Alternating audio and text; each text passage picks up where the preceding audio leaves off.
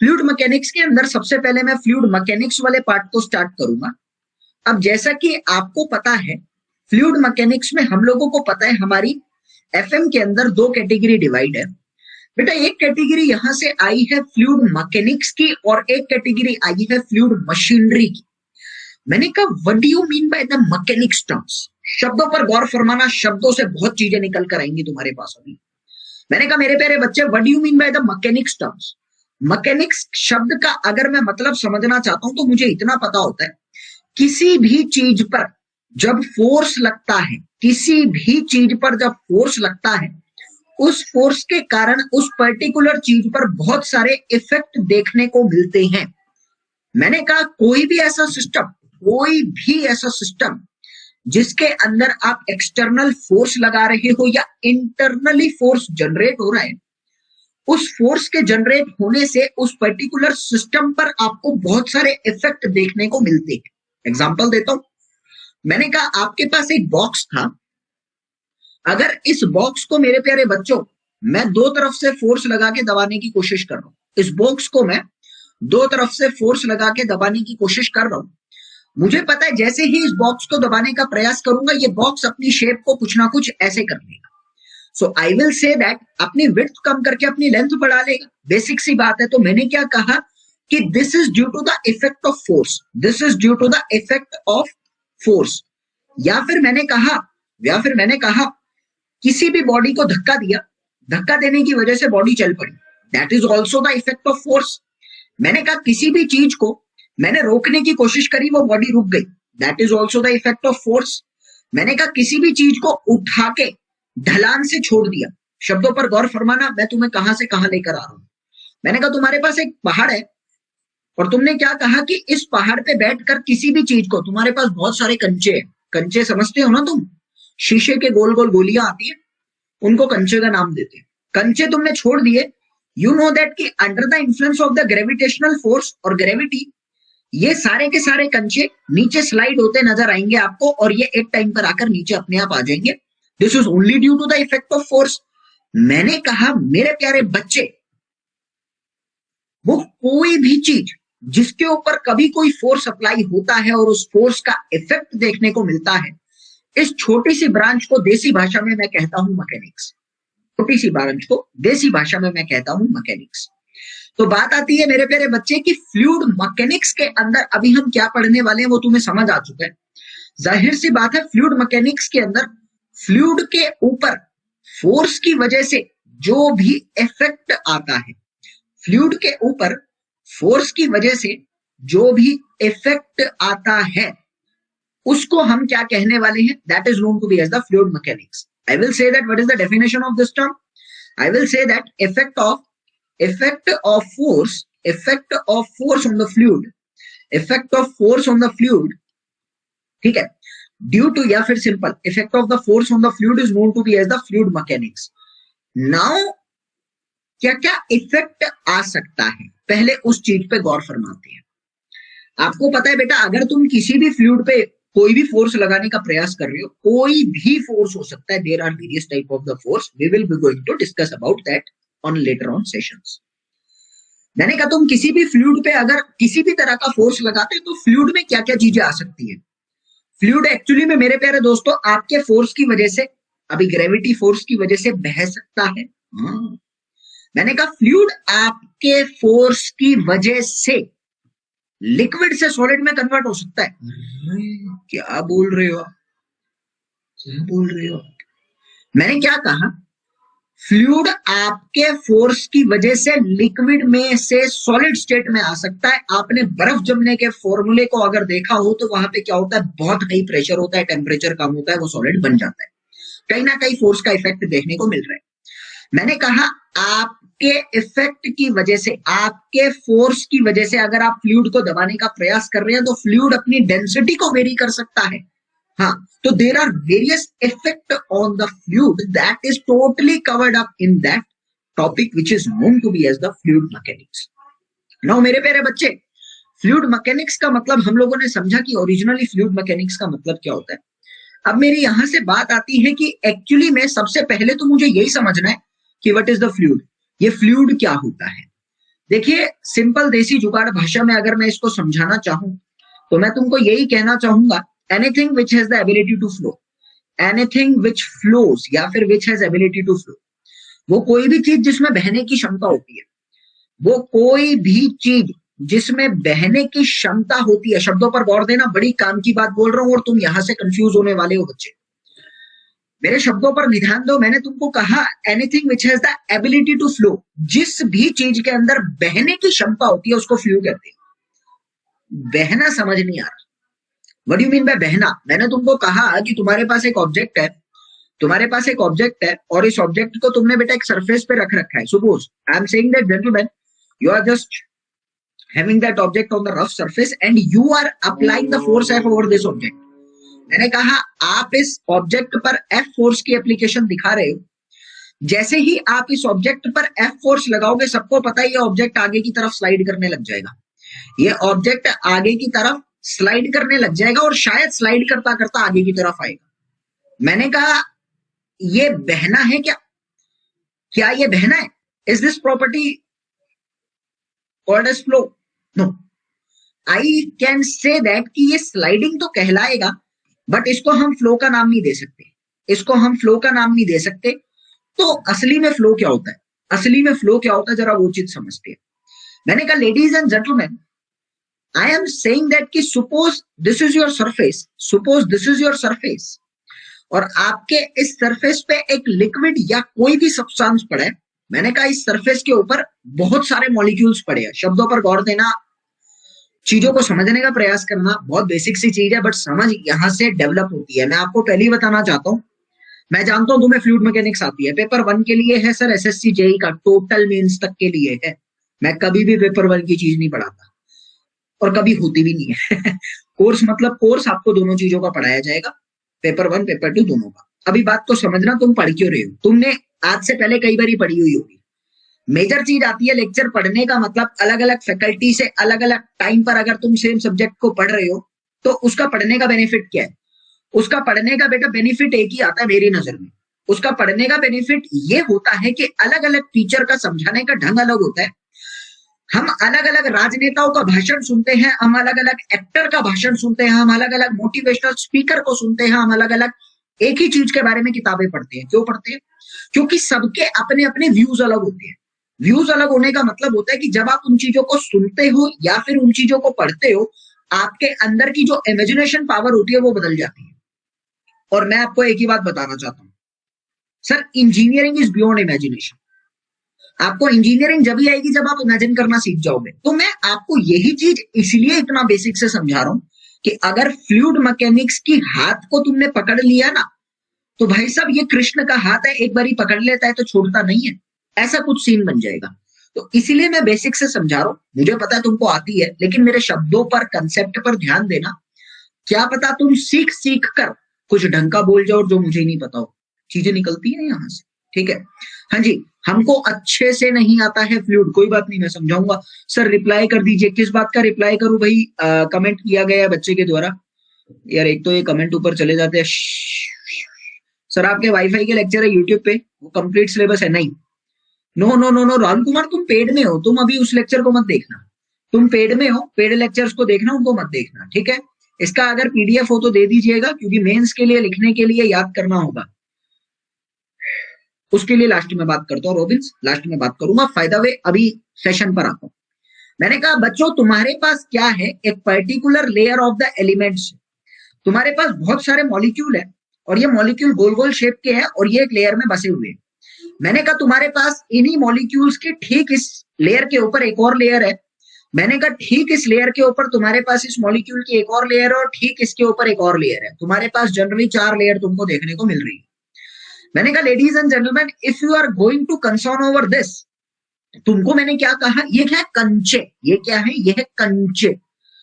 इस कंचे को जब मैंने किसी रफ सरफेस के ऊपर रखा, जब मैंने इस कंचे को मेरे प्यारे दोस्तों किसी रफ सरफेस के ऊपर रखा, तो मुझे पता है रफ सरफेस की वजह से नीचे वाला कंचा जो है ये फिसलेगा नहीं, ये एक्चुअली में रफ सरफेस के साथ कांटेक्ट बना के रखेगा, बिल्कुल रखेगा। मैंने कहा रफ सरफेस के साथ ये कांटेक्ट बना के रखेगा, इसमें किसी तरह की दुविधा नहीं है, तुमको समझ आ चुका है, ये फिसलेगा नहीं। लेकिन इससे ऊपर वाला जो कंचा है ना, इससे ऊपर वाला जो कंचा है, एक्चुअली में प्यारे दोस्तों इस कंचे के ऊपर वाला कंचा फिसलने की कोशिश करेगा। मैंने कहा ये सपोज v1 वेलोसिटी से फिसल रहा है, ठीक इसके ऊपर वाला कंचा जो होगा वो भी फिसलेगा, वो भी फिसलेगा, और उसकी अपनी वेलोसिटी होगी, उसकी अपनी वेलोसिटी होगी। कौन सी? सर मैंने कहा v2 वेलोसिटी होगी। सिमिलरली ये कंचा भी फिसलेगा, v3 वेलोसिटी होगी, और ये फिसल फिसल के कुछ इस तरीके का स्ट्रक्चर बनाने की कोशिश करेंगे। किस तरह का? मैंने कहा ये वाला कंचा तो एज इट इज है, लेकिन ऊपर वाले कंचे इससे आगे निकल रहे हैं, और आगे निकलते निकलते इस तरह की लेयर बना रहे हैं। ये 1 2 3 4 लेयर तुम्हारी इस तरीके की बन रही है। अगर तुम इस चीज को ध्यान से समझना चाहो तो तुम क्या देख रहे हो? तुम क्या देख रहे हो? तुम यहां से एक्चुअली में मेरे प्यारे बच्चों तुम देख रहे हो कि तुम्हारी एक लेयर के ऊपर दूसरी लेयर फिसल रही है, और किस तरह से फिसल रही है। सर मैंने कहा एक लेयर है ये, दूसरी लेयर है ये लेयर इसके ऊपर फिसल रही है, ये लेयर इसके ऊपर फिसल रही है। और मेरा स्ट्रेंथ ऑफ मटेरियल का कोर्स अगर देखा है तो तुमने जाना, दो ऑब्जेक्ट जब एक दूसरे के ऊपर फिसलते हैं, रगड़ते हैं, तो उस केस में इनके बीच में एक शियर फोर्स डेवलप होता है। तो मैंने क्या बोला प्यारे दोस्तों, फ्लो का मतलब क्या होता है? फ्लो का मतलब एक्चुअली में एक ही चीज होता है। फ्लो का मतलब हम यहां से लिखना चाहेंगे वो कोई भी चीज जो शियर फोर्स की वजह से डेवलप हो रही है। मैंने कहा विच ट्रांसफर्स, और मैं इसका शब्द एक लिखना चाहूंगा, that is known to be as the transits due to the shear flow, due to shear force. कोई भी ऐसी चीज जो अपनी एक पोजीशन से दूसरी पोजीशन की तरफ जा रही है under the influence of the shear force, that is known to be as the flow, that is known to be as the flow. अब आईईएस के पेपर में क्वेश्चन आ गया था 2018 या 17 में, आपको पेपर के अंदर यह पूछ लिया what is the property of the flow, मतलब ऐसा कुछ क्वेश्चन था, and that is only due to the, तो क्वेश्चन में लिखा था शियर फोर्स, क्वेश्चन में लॉन्गिट्यूडनल नॉर्मल, ऐसे करके तुम्हारा क्वेश्चन बना रखा था। तो सर यहां से एक चीज समझ में आती है कि जो भी तुम्हारे ऑब्जेक्ट की ये फ्लोइंग प्रॉपर्टी निकल कर आ रही है, फ्लो एबिलिटी निकल कर आ रही है, ये कहीं ना कहीं शियर फोर्स का फंक्शन है। तो मैंने तुम्हें एक ही बात कही यहां से, ladies and gentleman, if you are going to concern over my voice, then you can say that कि flow ability of the body is the function of, flow ability of the body is the function of what? It is the function of shear force only. It is the function of shear force या फिर shear stress, कुछ भी कह लो, एक ही बात है। ये चीज तुमको पता होनी चाहिए, तुम्हारे काम की बात है। Now ladies and gentlemen, अब तुम्हें एक चीज तो पता है कि whenever I am talking about the fluid, तो I can say that दुनिया के अंदर दो ही चीजें ऐसी हैं जो एक्चुअली में shear force के इन्फ्लुएंस में बहती है। तो मैंने कहा सॉलिड तो कभी ऐसा बहेगा नहीं, सॉलिड कभी भी बहता नहीं है। क्यों? क्योंकि सॉलिड के इंटरमॉलिक्यूलर फोर्स ऑफ अट्रैक्शन बहुत ज्यादा होते हैं, वो कभी नहीं बहता। मैंने कहा हाँ लिक्विड जरूर बहता है, लिक्विड जरूर बहता है, और लिक्विड के साथ साथ एयर जरूर बहती है, या फिर मैं इसको लिखना चाहूंगा गैस। एयर छोड़ो, एयर की जगह हमने लिख दिया गैस। तो दो ऐसे मेरे पास स्टेट ऑफ द मैटर हैं जो एक्चुअली में अपने आप को फ्लूइड साबित करते हैं, that is known to be as the liquid and gas. इसी के साथ मैं आप लोगों को एक छोटा सा नोट करके लिखवा देता हूं जो आपके आगे काम आने वाला है। Sir whenever we are talking about the liquid, there are various type of the liquid. भाई अल्कोहल लिक्विड है, स्पिरिट लिक्विड है, मिथाइल लिक्विड अल्कोहल लिक्विड है, नेल पॉलिश लिक्विड है, मिल्क लिक्विड है, वाटर लिक्विड है। अरे कौन सा लिक्विड मानोगे? तो मैंने कहा कि अगर आप कभी भी स्टडी करते हैं तो लिक्विड की फॉर्म में एक स्टैंडर्ड ऐसा लिक्विड आता है जिसको आप कंसीडर करते हैं। तो स्टैंडर्ड लिक्विड आप लोग कौन सा मान के चलते हैं अपनी तरफ से स्टडी करने के लिए? स्टैंडर्ड लिक्विड जो आप लोगों का आता है that is known to be as the water. और स्टैंडर्ड गैस की जब मैं बात करता हूं, स्टैंडर्ड गैस की जब मैं बात करता हूं तो मेरे पास एक गैस नहीं आती, हम वहां पर एयर लेके चलते हैं। बेसिक सी चीज सबको पता है। सर एक छोटा सा टॉपिक आता है यहां से, एवरीबडी नोज दैट कि जब मैं फ्लूइड की बात करूंगा तो मैं इस पूरे चैप्टर के अंदर एयर को कंसीडर नहीं करने वाला, मैं इस पूरे चैप्टर के अंदर आप लोगों का वाटर को कंसीडर करने वाला हूं। तो आगे मैं कभी भी फ्लूइड बोलूं, आगे मैं पूरे सेशन में कभी भी फ्लूइड बोलूं, आप लोग मान के चलना मैं वाटर की बात कर रहा हूं। मैंने कहा मेरे प्यारे बच्चों यहां से कंसेप्ट क्लियर करना है तुमको कि तुम्हारा फ्लूइड की अगर मैं बात करता हूं, वाटर की अगर मैं बात करता हूं, तो सबको पता है there is intermolecular force of attraction. वो intermolecular force of attraction solid से कम होता है, एयर से ज्यादा होता है, पता है सबको। मैंने कहा दो तरह के फोर्स निकल कर आते हैं, यही से सेशन की शुरुआत करूंगा बढ़िया तरीके से। दो तरह के फोर्स निकल कर आते हैं, एक होता है बेटा यहाँ से कोहेजन और एक होता है यहाँ से एडहेशन। अभी मैं तुमको बार बार ही बेटा बेटा कहूं तो तुम बुरा मत मानना, बिकॉज तुमसे बहुत बड़ा नहीं हूं। एक्चुअली में यार आदत पड़ गई है, 2-3 दिन से बेटा बेटा निकल रहा है मुंह से, तो ट्राई टू अंडरस्टैंड, चलेगा, ठीक है। कोहेजन और एडिशन क्या होता है, बेसिक सी टर्म है, we need to go with this kind of the term. Now gentleman and ladies have a concentration, what do you mean by the cohesion? Cohesion is defined as the intramolecular force of attraction. What is the intramolecular force of attraction? समझते हैं। मैंने कहा intramolecular force of attraction. Now what is adhesion? Adhesion is defined as the intermolecular force of attraction. What do you mean by this kind of the term? Have a concentration. Intermolecular force of attraction. I am saying that if you are having one fluid system, and I'm saying that this fluid system is having lot of molecules inside it. इस fluid system के अंदर बहुत सारे molecules हैं. Now ladies and gentlemen, everybody knows that कि हर molecule के बीच में एक force of interaction आ रहा है. हर molecule के बीच में एक force of interaction आ रहा है. इसमें किसी तरह की किसी को भी दुविधा नहीं है.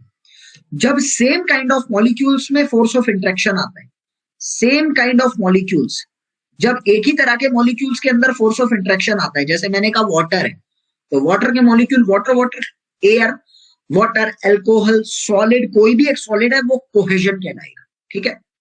मैंने कहा लेडीज एंड जेंटलमैन ये तुमको समझ आ गया। सेम मॉलिक्यूल्स की जब मैं बात करूंगा तो यहां से कौन सा फोर्स डेवलप किया जाएगा, that is known to be as the cohesion. But मैंने तुमको कहा कि suppose if you are having two kind of the object, let it be the object A and let it be the object B, and you need to paste object A with object B, what you are going to do, आपको अगर इनको आपस में जोड़ना है तो आप क्या करते हैं, आप इनके बीच में फेविकोल लगा देते हैं, आप इनके बीच में फेविकोल लगा देते हैं। और आपने देखा होगा फेविकोल के डब्बे पर लिखा होता है एडहेसिव।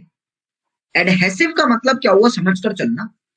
यहां पर तुमको पता है कि ये बीच में एक अलग मटेरियल आ रहा है, ये तुम्हारा एक डब्बा है, ये तुम्हारा दूसरा डब्बा है, दोनों डब्बे अलग अलग है, और तुम इसको तीसरे मटेरियल की वजह से जोड़ रहे हो।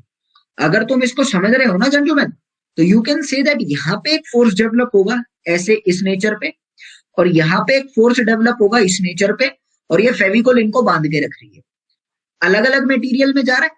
मैंने कहा force develop between different kind of the material, force between different materials या डिफरेंट मॉलिक्यूल्स या डिफरेंट मटेरियल, कुछ भी कह लो, समझ में आ रहा है। उसको एक्चुअली में हम लोग नाम देते हैं gentleman, that is known to be as the adhesion.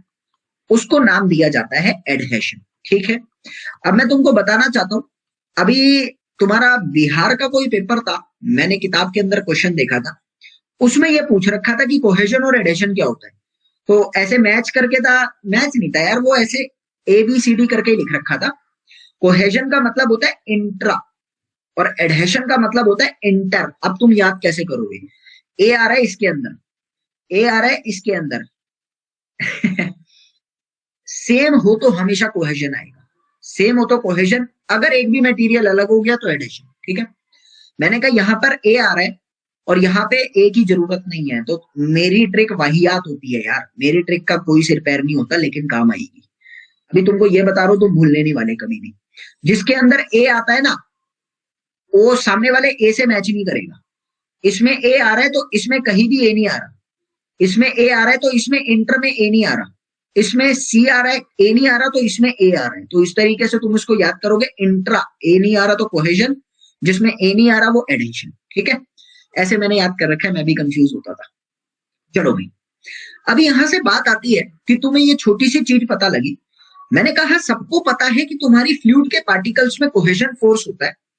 Cohesion force होने के कारण उनके बीच के जो वॉइड्स होते हैं, जो खाली जगह होते हैं, वो बहुत थोड़े होते हैं। मैंने तुमको एक ही बात कही यहां से कि there is the space between the, there is empty space between the molecules of the water, there is empty space between water molecules, obviously her molecules के बीच में खाली जगह होती है, ठीक है। मैंने कहा लेडीज एंड जेंटलमैन, एक्चुअली में ये जो empty space है, इसको हम लोग एक टेक्निकल भाषा में नाम देते हैं, that is known to be as the voids या intermolecular voids। ये एम्प्टी स्पेस जो होता है that is totally negligible, that is negligible, बहुत छोटा साइज होता है। हम इसको कंपेयर करते हैं अगर फ्लूइड की लेंथ से। सपोज मैं तुमको कहता हूं कि तुमने यहाँ पर इतनी बड़ी फ्लूइड की लेंथ कंसीडर कर ली। ये तुम्हारा एक फ्लूइड का मास है और तुम्हें भी पता है इस फ्लूइड के मास के अंदर अनगिनत इतने मॉलिक्यूल्स है, तुम गिन नहीं सकते, ठीक है। मैंने कहा जो इनकी total number of the molecules है, नंबर ऑफ मॉलिक्यूल्स कितने हैं इस फ्लूइड मास के अंदर, ये क्या है, ये एक फ्लूइड मास है। मैंने कहा फ्लूइड मास के अंदर नंबर ऑफ मॉलिक्यूल्स कितने हैं, मैंने कहा दुनिया भर के हैं। दुनिया भर के बोले तो इनफाइनाइट, ऐसा लिख दिया, नंबर ऑफ मॉलिक्यूल्स इनफाइनाइट है।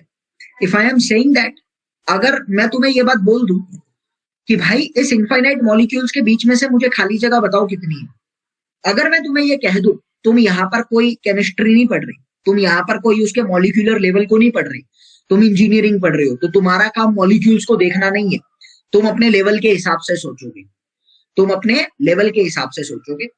मैंने कहा लेडीज एंड जेंटलमैन यहाँ पर कि तुम्हें मैंने कहा अगर मैं तुम्हें टास्क दे दूं कि इसके बीच की खाली जगह निकालो, और तुम मुझे पहली बात तो ये कहो दिमाग खराब हो गया तेरा ये कौन सा क्वेश्चन और टास्क है? क्यों आई ऐसी चीज, क्यों आई ऐसी चीज आपके दिमाग के अंदर? क्योंकि मेरे प्यारे दोस्तों, इंजीनियरिंग पॉइंट ऑफ व्यू से तुमको ये समझ में आ रहा है कि भाई इसके बीच की खाली जगह इतनी कम है, इतनी कम है, इतनी कम है कि मैं मॉलिक्यूल्स देखूंगा तो खाली जगह दिखेगी। मैं कह सकता हूं जेंटलमैन यहां पर कि इसकी खाली जगह को नेग्लेक्ट कर देता हूं, भूल जा यार क्या जा रहा है, मैं पूरे के पूरे सिस्टम को एक पूरा मास मान के चल रहा हूं। मैंने कहा if you are going to consider 3 sections over this system, अगर मैंने इस सेक्शन को 3 सेक्शन में डिवाइड कर दिया, this is section 1, 2 and 3, I can say that आप किसी भी हालत में इस फ्लूइड के अंदर इन 3 सेक्शन को अलग अलग नहीं बता सकते। क्यों? क्योंकि इनके बीच की खाली जगह है ही, वो नेग्लेक्टेड है। तो कॉन्टिन्यू दिख रहा है, बिल्कुल कॉन्टिन्यू दिख रहा है, सेक्शन अलग अलग नहीं हो सकते आपके फ्लूइड के, that is known to be as continuum. इसको टेक्निकल भाषा में नाम दिया जाता है gentleman, that is known to be as continuum. तो एक छोटा सा नोट्स में आप लोगों को देखने को मिलता है। मेरी आवाज समझ नहीं आती, ऐसा कुछ हो रहा है क्या? Gentleman and gentle ladies, I want to ask you one thing, मेरी आवाज समझ नहीं आ रही क्या?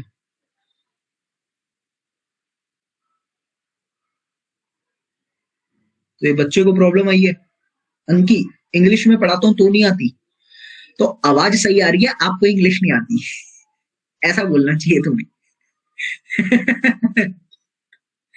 कोई बात नहीं यार, ट्राई टू अंडरस्टैंड, मतलब चलता रहता है, हो जाएगा, सब क्लियर हो जाएगा। मैं हिंदी में भी पढ़ाने का प्रयास करूंगा।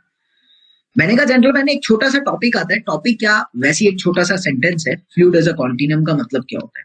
फ्लूइड एज अ कॉन्टिनम का मतलब क्या होता है? अपनी भाषा में अगर मैं छोटी सी इस सेंटेंस को लिखना चाहूं तो I will consider it as fluid is consider as a continuous mass. इतना से तुमको समझ में आ रहा है, fluid is consider as continuous mass, इतने से तुमको समझ में आ रहा है।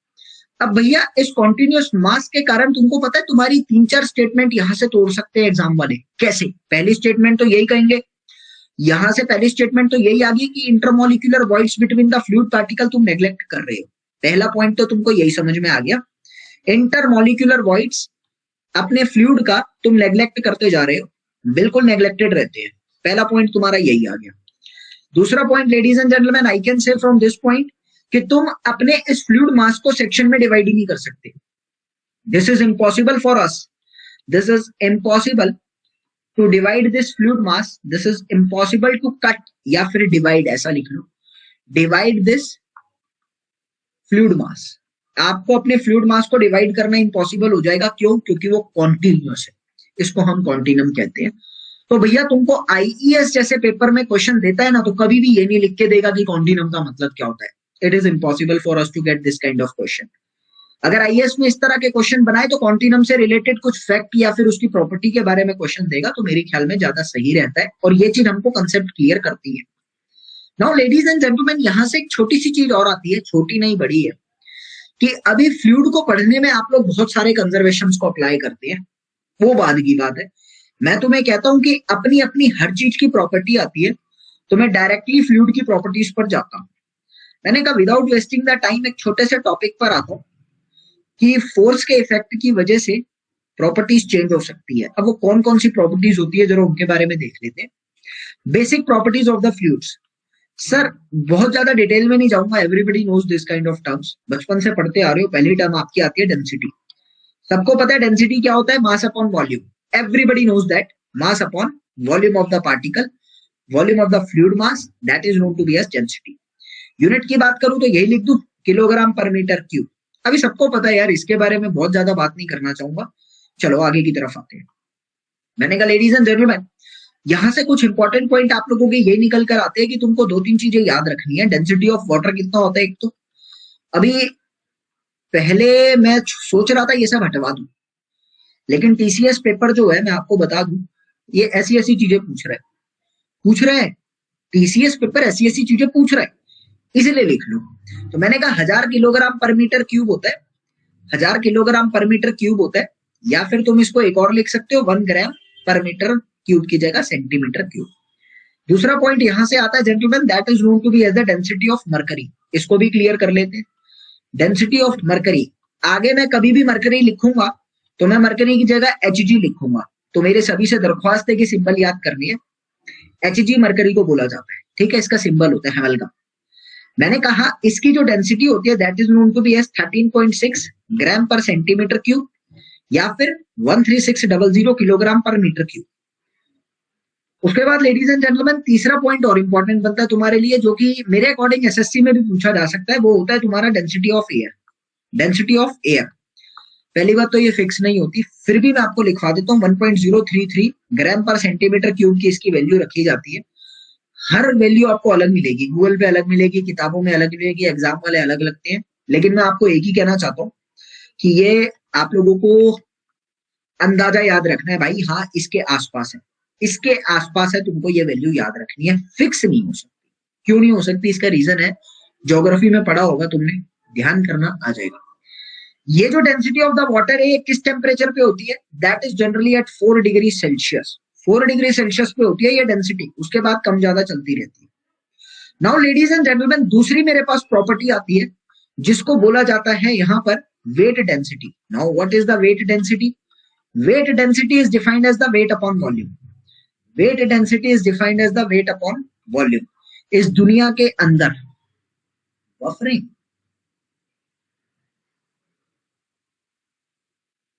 सब तो सही चल रहा है, मेरा तो सही चल रहा है. हाँ, सही चल रहा है. इस दुनिया के अंदर कभी भी तुमको डेंसिटी निकालनी हो तो gentleman and ladies, you need to go with divided by volume, nothing else. तुमको मास डेंसिटी निकालनी है, तुमको वेट डेंसिटी निकालनी है, तुमको एनर्जी डेंसिटी निकालनी है, कुछ भी निकालना हो, डेंसिटी का मतलब होता है डिवाइडेड बाय वॉल्यूम, खत्म. इसका यूनिट क्या होगा? न्यूटन पर मीटर क्यूब, खत्म. ठीक है. Now third property is known to be as that is known to be as relative density. Now what do you mean by the relative density? I will go with this term in a sense that आप लोगों ने पढ़ा होगा बचपन के अंदर relative velocity के बारे में. रिलेटिव वेलोसिटी क्या होती है? रिलेटिव वेलोसिटी का मतलब होता है किसी एक ऑब्जेक्ट की वेलोसिटी किसी दूसरे ऑब्जेक्ट के रिस्पेक्ट में. ऐसे ही रिलेटिव डेंसिटी का मतलब होता है किसी एक ऑब्जेक्ट की डेंसिटी किसी एक लिक्विड की डेंसिटी किसी दूसरे लिक्विड के रिस्पेक्ट में. यानी किसी ना किसी को कंपेयर किया जा रहा है किसी के साथ में. जैसे मैं तुमको कहता हूं रिलेटिव डेंसिटी के लिए मैंने लिखा density of liquid A upon में डेंसिटी ऑफ लिक्विड बी. तो मतलब क्या है देखते हैं. मैंने कहा where this is the density of liquid A, this is the density of liquid A and this is the density of liquid B. ठीक है. सो जेंटलमैन, तुम यहां से लिख सकते हो ऐसा कि लिक्विड ए और लिक्विड बी की डेंसिटी की बात करी जा रही है और कुछ नहीं कर रहा. बस यही है, हम एक डेंसिटी को दूसरे के रिस्पेक्ट में नाप रहे हैं, यानी इसका रिलेशन इसके साथ में निकाल रहे हैं, बस और कुछ नहीं. हाँ, इसी के साथ एक छोटा सा नोट करके लिखवाता हूं, बड़ी काम की बात है कि भैया यहां से अगर तुम्हारा if you are comparing the density of any liquid, या फिर मैं सिंपल लिख देता हूं, अगर ये डेंसिटी ऑफ बी तुम्हारा 1000 किलोग्राम पर मीटर क्यूब के बराबर आ जाता है, ये मेरी समझाने की भाषा है, जो भी मैं कॉम्प्लेक्स करके समझा रहा हूं आसान भी बन सकती है. इफ ड्रो बी की वैल्यू इतनी आ जाती है, देन आपका जो रिलेटिव डेंसिटी होता है, relative density is known to be as what? हम रिलेटिव डेंसिटी को क्या कहते हैं? Specific gravity. Relative density is known as specific gravity. ये सॉइल मैकेनिक्स के अंदर मैंने तुम लोगों को पढ़ा रखा है. सभी से दरख्वास्त मेरी ये रहेगी कि यार बेशक तुमने सॉइल मैकेनिक्स किसी और से भी पढ़ा हो, बट मेरे कहने से जो मैंने पढ़ाया है सॉइल मैकेनिक्स वो जरूर देख लेना. क्योंकि मैंने फर्स्ट कोर्स अपना सॉइल मैकेनिक्स पढ़ाया था अनअकैडमी पर, और उस टाइम सीरियसली बड़े जोश के साथ पढ़ाया था मैंने। ऐसी सॉइल मैकेनिक्स मैंने पहले नहीं पढ़ाई। तो कहने का मतलब ये है, एक तो कंसेप्ट बहुत बूस्टअप हुए थे उस टाइम पे, बच्चों के बहुत मतलब कंसेप्ट अच्छे हुए थे, उन्होंने मुझे खुद ये बात बताई थी। दूसरी बात, उस सॉइल मैकेनिक्स को टोटल कोर्स ओरिएंटेड रखा गया है, मतलब आपके एग्जाम में उसी में से आएगा, ये गारंटी है। तो इसीलिए मैं सबको दरख्वास्त करूंगा कि वो देख लेना एक बारी, ठीक है यार। लिंक शेयर कहां से करूंगा, मेरे पास कोई नंबर थोड़ी है। तुम सर्च कर लेना कोर्स करके, मेरा पहला ही कोर्स यार वो था, ठीक है। देखो भाई क्या देख रहे थे तुम, ठीक है। मैंने कहा जेंटलमैन यू कैन से from this kind of thing कि अगर तुम्हारे पास रिलेटिव डेंसिटी जो है वो रो ए अपॉन रो बी है, और रो बी को मैं डेंसिटी ऑफ द वाटर कर देता हूं, तो ये स्पेसिफिक ग्रेविटी बन जाता है। चलिए स्पेसिफिक ग्रेविटी को डिफाइन करते हैं। तुम्हारे पास चौथी प्रॉपर्टी आती है जिसका नाम होता है specific gravity. Now what do you mean by the specific gravity? Sir, specific gravity is known to be as the density of anything, density of any object या density of any liquid with respect to density of the water, where this is the density of the water, that is known to be as the what? That is known to be as the specific gravity of the term. Now specific gravity के काफी चर्चा आप लोगों को सुनने के मिलते हैं, जरा उस बारे में हम पढ़ लेते हैं। So gentlemen and gentle ladies have a concentration here that कि भैया आप लोगों को पहली बात तो यही है कि स्पेसिफिक ग्रेविटी की फिजिकल सिग्निफिकेंस क्या होती है। पहला पॉइंट तो आप लोग नोट में यही लिखो कि physical significance of the specific gravity is it tells us about the liquid that it will flow or sink when it will spread out over the water, when spread out over the water। जब किसी भी liquid को पानी के ऊपर फैलाया जाता है या पानी के ऊपर डाला जाता है, तो ये हमें पता लगता है कि वो पानी के ऊपर तैरेगा या पानी के नीचे आके डूब जाएगा। जैसे मैं तुमको एग्जांपल देता हूं यहां से gentleman, when spread out over water, मैंने कहा तुम्हारे पास 2-3 एग्जांपल देता हूं। जैसे एक है तुम्हारे पास ऑयल, सरसों का तेल। सरसों का तेल जब तुम पानी के ऊपर डालते हो तो जाहिर सी बात है कि वो सरसों का तेल पानी के ऊपर तैरता है। क्यों? क्योंकि सरसों के तेल की डेंसिटी कम होती है पानी से। हाँ, अगर तुम मरकरी डालोगे ना पानी के अंदर, अगर तुम पानी के अंदर मरकरी डालोगे तो भैया एक चीज याद रखना, मरकरी नीचे आके डूब जाएगी। क्यों? मरकरी की डेंसिटी पानी से बहुत भारी होती है, तो जो भारी है वो नीचे आ जाएगा, जो हल्का है वो तैरेगा। जो बराबर होता है उसका क्या होता है? जो बराबर होता है उसका क्या होता है? मैं तुमको लिखवा देता हूँ, समझाऊंगा मैं तुम्हें थोड़े दिन बाद, लिखवा देता हूँ, ठीक है। तो मैं ये चीज लिखवा देता हूँ कि when rho of the A, when rho A is greater than rho W, it will be the sink condition। ये सिंक आगे डब जाएगा। जब रो ए रो डब्ल्यू से कम होगा तो ये फ्लोट करेगा यानी तैरेगा, और जब रो ए रो डब्ल्यू के बराबर होगा तो क्या होगा, जरा ये चीज समझ के चलना। मैंने कहा gentleman and gentle ladies, this is your surface of the water and the water is like this. इसके नीचे जो पानी है वो पानी कुछ इस तरीके का फैल रहा है, इस तरीके का रायता फैला रखा है पानी में, ठीक है। तुमने क्या करा, तुमने इसके ऊपर कोई भी एक ऐसा लिक्विड डाला जो जिसकी डेंसिटी बराबर थी तो होगा क्या कि लिक्विड इसके अंदर आके डूब जाएगा, लेकिन इस तरीके से डूबेगा कि दोनों का जो सरफेस है ना, दोनों का जो सरफेस है वो कॉन्साइड करेगा। तो ऐसा मैं लिख देता हूं, in this condition free surface of both the liquid, free surface of both liquids will कॉन्साइड। दोनों के दोनों लिक्विड्स का जो फ्री सरफेस है वो कॉन्साइड करेगा, हर हालत में करेगा। ये तुम्हें याद रखना है। आगे मेरी बात आती है यहां से स्पेसिफिक ग्रेविटी से रिलेटेड दूसरा पॉइंट आपका क्या बनता है, देखो समझते हुए चलेंगे। सबको पता है लेडीज एंड जेंटलमैन, डेंसिटी का फॉर्मूला क्या होता है आप लोगों का, that is mass upon volume. और मैंने कहा वेट डेंसिटी का फॉर्मूला आपका क्या होता है, that is weight upon volume. You know what is the value of the weight, that is mass into g upon में वॉल्यूम। आप यहां से लिख सकते हैं मास अपॉन वॉल्यूम की जगह डेंसिटी, जिसको हम रो से डिनोट करते हैं। तो मैं यहां से एक रिलेशन लिख सकता हूं जो आपके काम में आ सकता है, बिल्कुल बच्चों वाला relation, that is W is equal to rho into G होता है। Now come to the concept which I need to tell you। Specific gravity की अगर मैं बात करता हूं तो स्पेसिफिक ग्रेविटी को जेंटलमैन जनरली फ्लूइड मैकेनिक्स के अंदर G से डिनोट किया गया है, तो मैं ये चीज लिख देता हूं। स्पेसिफिक ग्रेविटी को G से डिनोट किया गया है, सिंबल याद रखने जरूरी है, काम की बात है। मैंने कहा तुम ऐसा लिख दो इसको, अगर तुम इसी कंसेप्ट से स्पेसिफिक ग्रेविटी को डील करोगे तो तुम्हें पता है कि specific gravity is defined as this kind of formula. I am saying that कि if you are going to multiply and divided by g and g, now you can say that rho into में g will be equal to weight density. तो you can say that this will be equal to weight density of liquid A upon weight density of the water. तो ये भी एक formula निकल कर आया आप लोगों के लिए. Late it be the second formula. ये भी आपका काम में आने वाली चीज है. तो यहां से एक छोटी सी चीज निकल कर आई, weight density of the water. तो तुम्हें यहां से चीज का कैसे याद करना है, नोट करके लिखेंगे. Gentleman, I am saying that what do you mean by the weight density of the water. Weight density of the water कितनी होती है? I will say that it's formula is rho into g. Everybody knows that what is rho 1000. G is 9.81. So I will say that when I will be going to solve it, I will get it as 9810 Newton per meter cube. You need to learn it. That is the important thing. Or I will say that it is also equal to 9.81 gram per centimeter cube. Now I am saying that कि यहां से दो चीजें समझ में आती है. क्या क्या वो चीजें समझ में आ रही है कि अगर तुम्हारे एग्जाम के अंदर यूनिट तुम्हारी न्यूटन पर मीटर क्यूब है, तो तुम रो जी की वैल्यू मतलब रो डब्ल्यू की वैल्यू हमेशा 9810 लोगे. मैं आपको सच बता रहा हूं, जो बच्चे ध्यान से नहीं करते ना, उनके न्यूमेरिकल हमेशा गलत होते हैं. यहां कंफ्यूजन होती है, पक्का कंफ्यूजन होती है, और यहां से कैलकुलेशन पार्ट गलत होता है. न्यूटन पर मीटर क्यूब के केस में 9810 चलेगा. ग्राम पर सेंटीमीटर क्यूब के केस में रो डब्ल्यू की वैल्यू यानी wait density of the water 9.81 चलेगा. ये तुमको याद रखना है, ठीक है. आगे की मेरी यहां से बात आती है, तीसरा कंसेप्ट बताता हूं.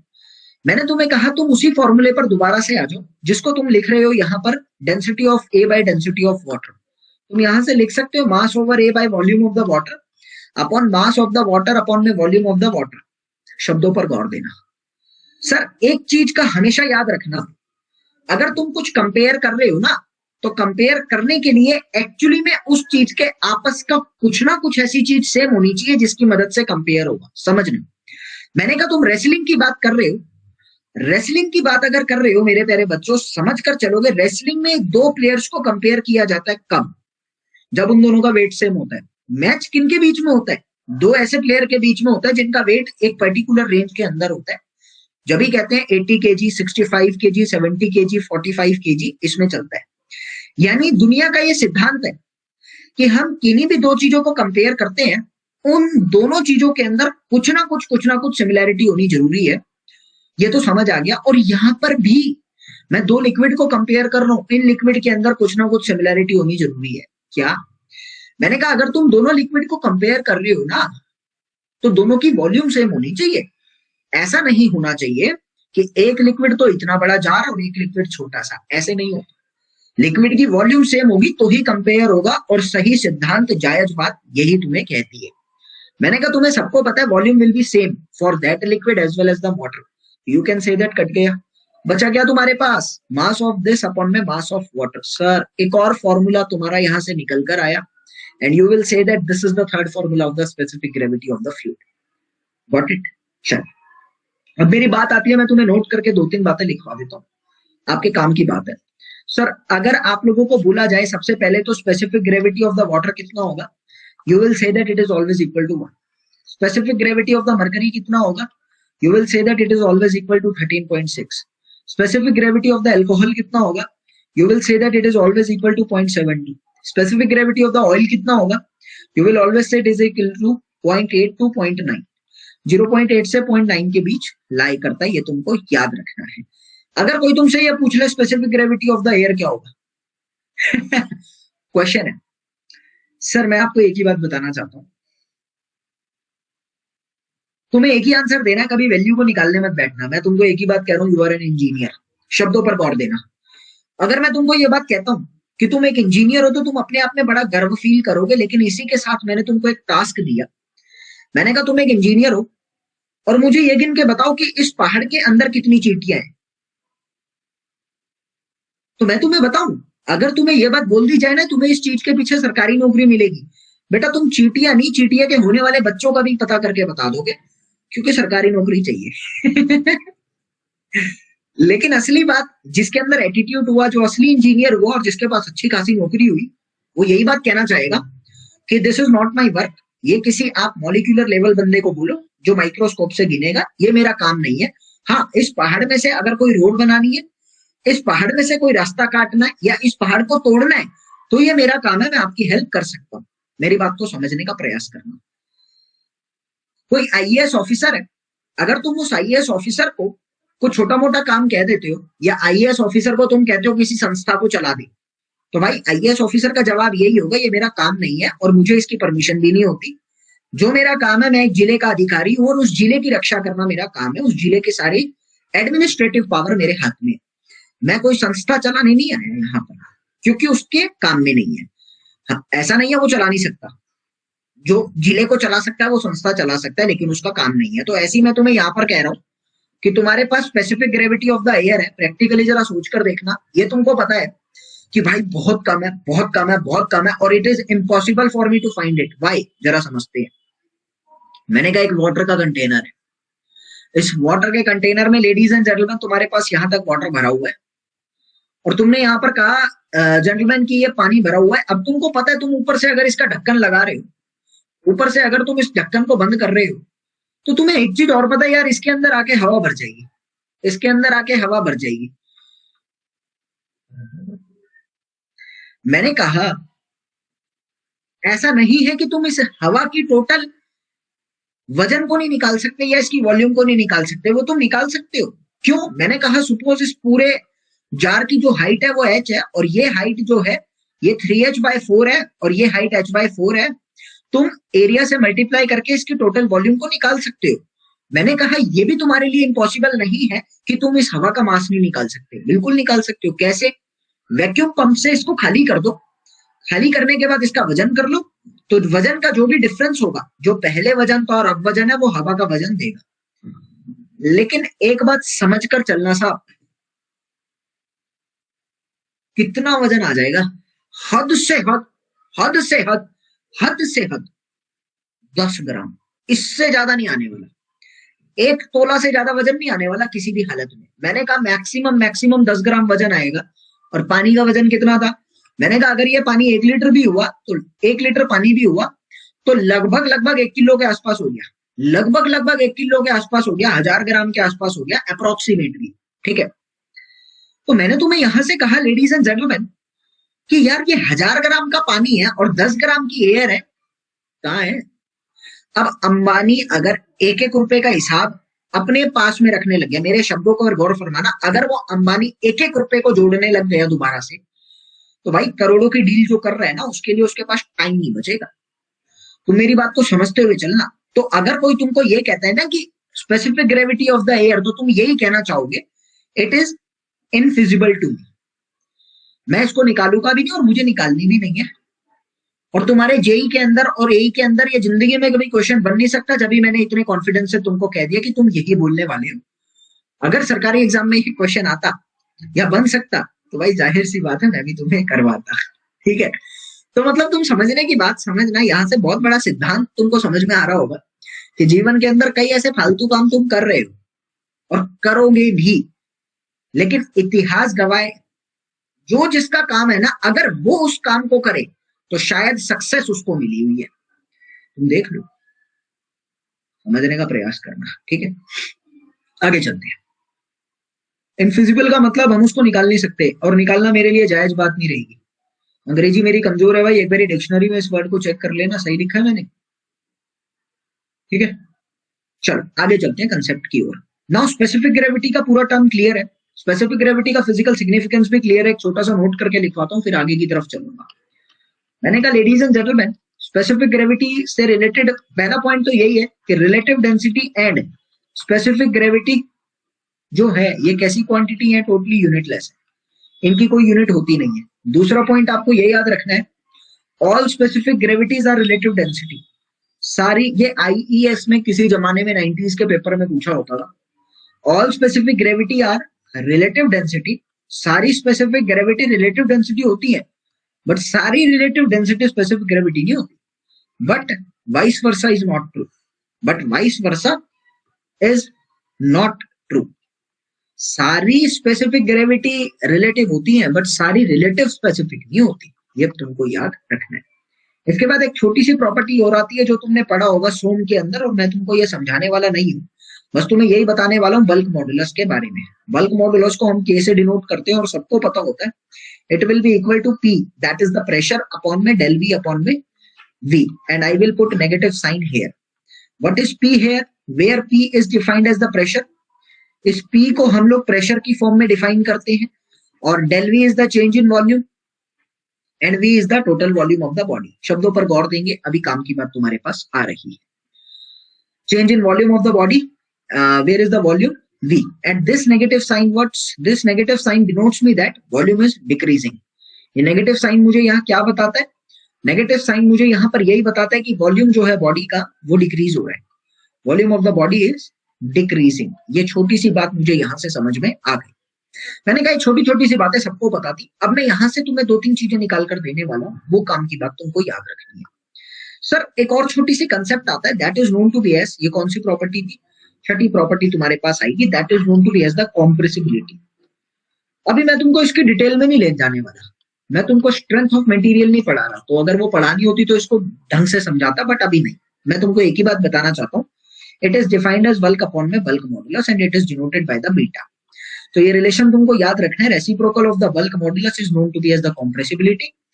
ये एग्जाम में पूछ लेता है, पता भी होना चाहिए और पता दिख रहा है मुझे यहाँ से, बट लिख लो तुम काम की बात कि जो तुम्हारी कंप्रेसिबिलिटी होती है वो कैसे वेरी कर रही है।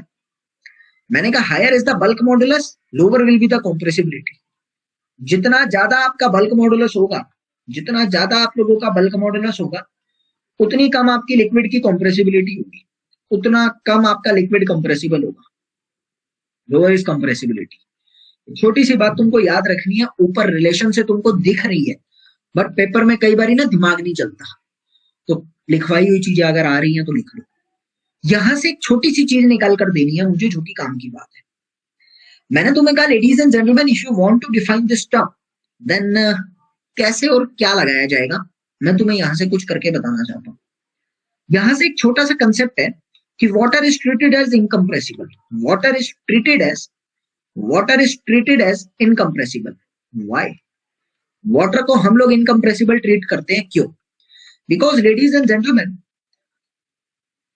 जब एक एटीएम का प्रेशर लगाया जाता है पानी के ऊपर, तो पानी एक्चुअली में 998 किलोग्राम पर मीटर क्यूब की डेंसिटी को शो करता है, ठीक है। मैंने कहा लेडीज एंड जेंटलमैन, अगर तुम उसी पानी के ऊपर 100 एटीएम का प्रेशर लगा रहे हो, तो वो पानी कितना चेंज शो करता है अपनी प्रॉपर्टी के अंदर? जस्ट और जस्ट 1003 किलोग्राम पर मीटर क्यूब की प्रॉपर्टी शो करता है। 1 मिनट का पेशेंस, फिर मैं तुम्हें आगे की तरफ लेकर जाऊंगा। जो मैं कराना चाहता था वो मुझे कहाँ मिलेगा।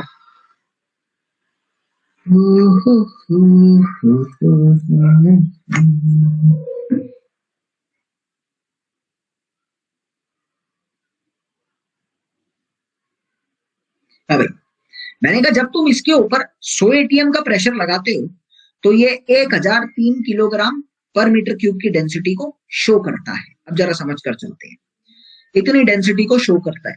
मैं यहां से लिख सकता हूं ladies and gentleman, total change in the density कितनी हो रही है? टोटल चेंज इन डेंसिटी कितनी हो रही है? सर टोटल चेंज इन डेंसिटी तुम्हारी यहां से आ रही है 5 किलोग्राम पर मीटर क्यूब की। बट मैंने तुमको कहा टोटल चेंज इन प्रेशर कितना हो रहा है? लगभग कितना? लगभग 99 एटीएम कह लो यार, बहुत ज्यादा है ये, कम नहीं है, बहुत ज्यादा है।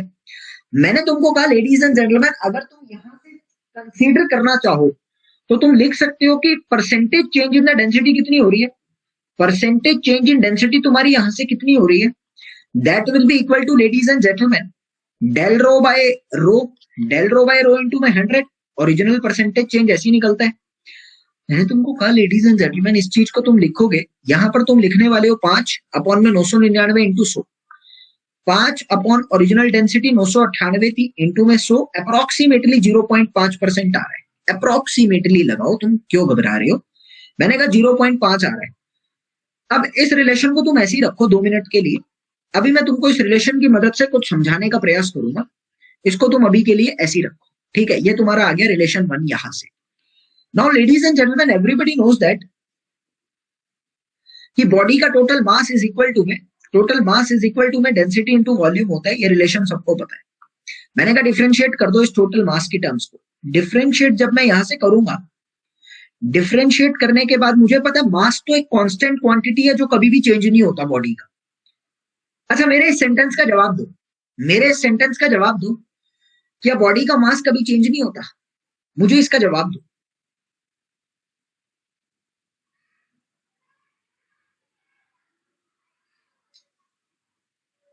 हाँ भाई, आंसर आया मेरे पास नहीं। अब मैं तुम्हें बताना चाहता हूं तुम बिल्कुल गलत हो। क्यों? यार बहुत मोटा आदमी है, क्या वो पतला नहीं होता कभी? बहुत मोटा आदमी है, कभी पतला नहीं होता। उसके अंदर की जो फैट है वो रिड्यूस नहीं होता। फैट रिड्यूस होने का मतलब मास रिड्यूस हो रहा है ना।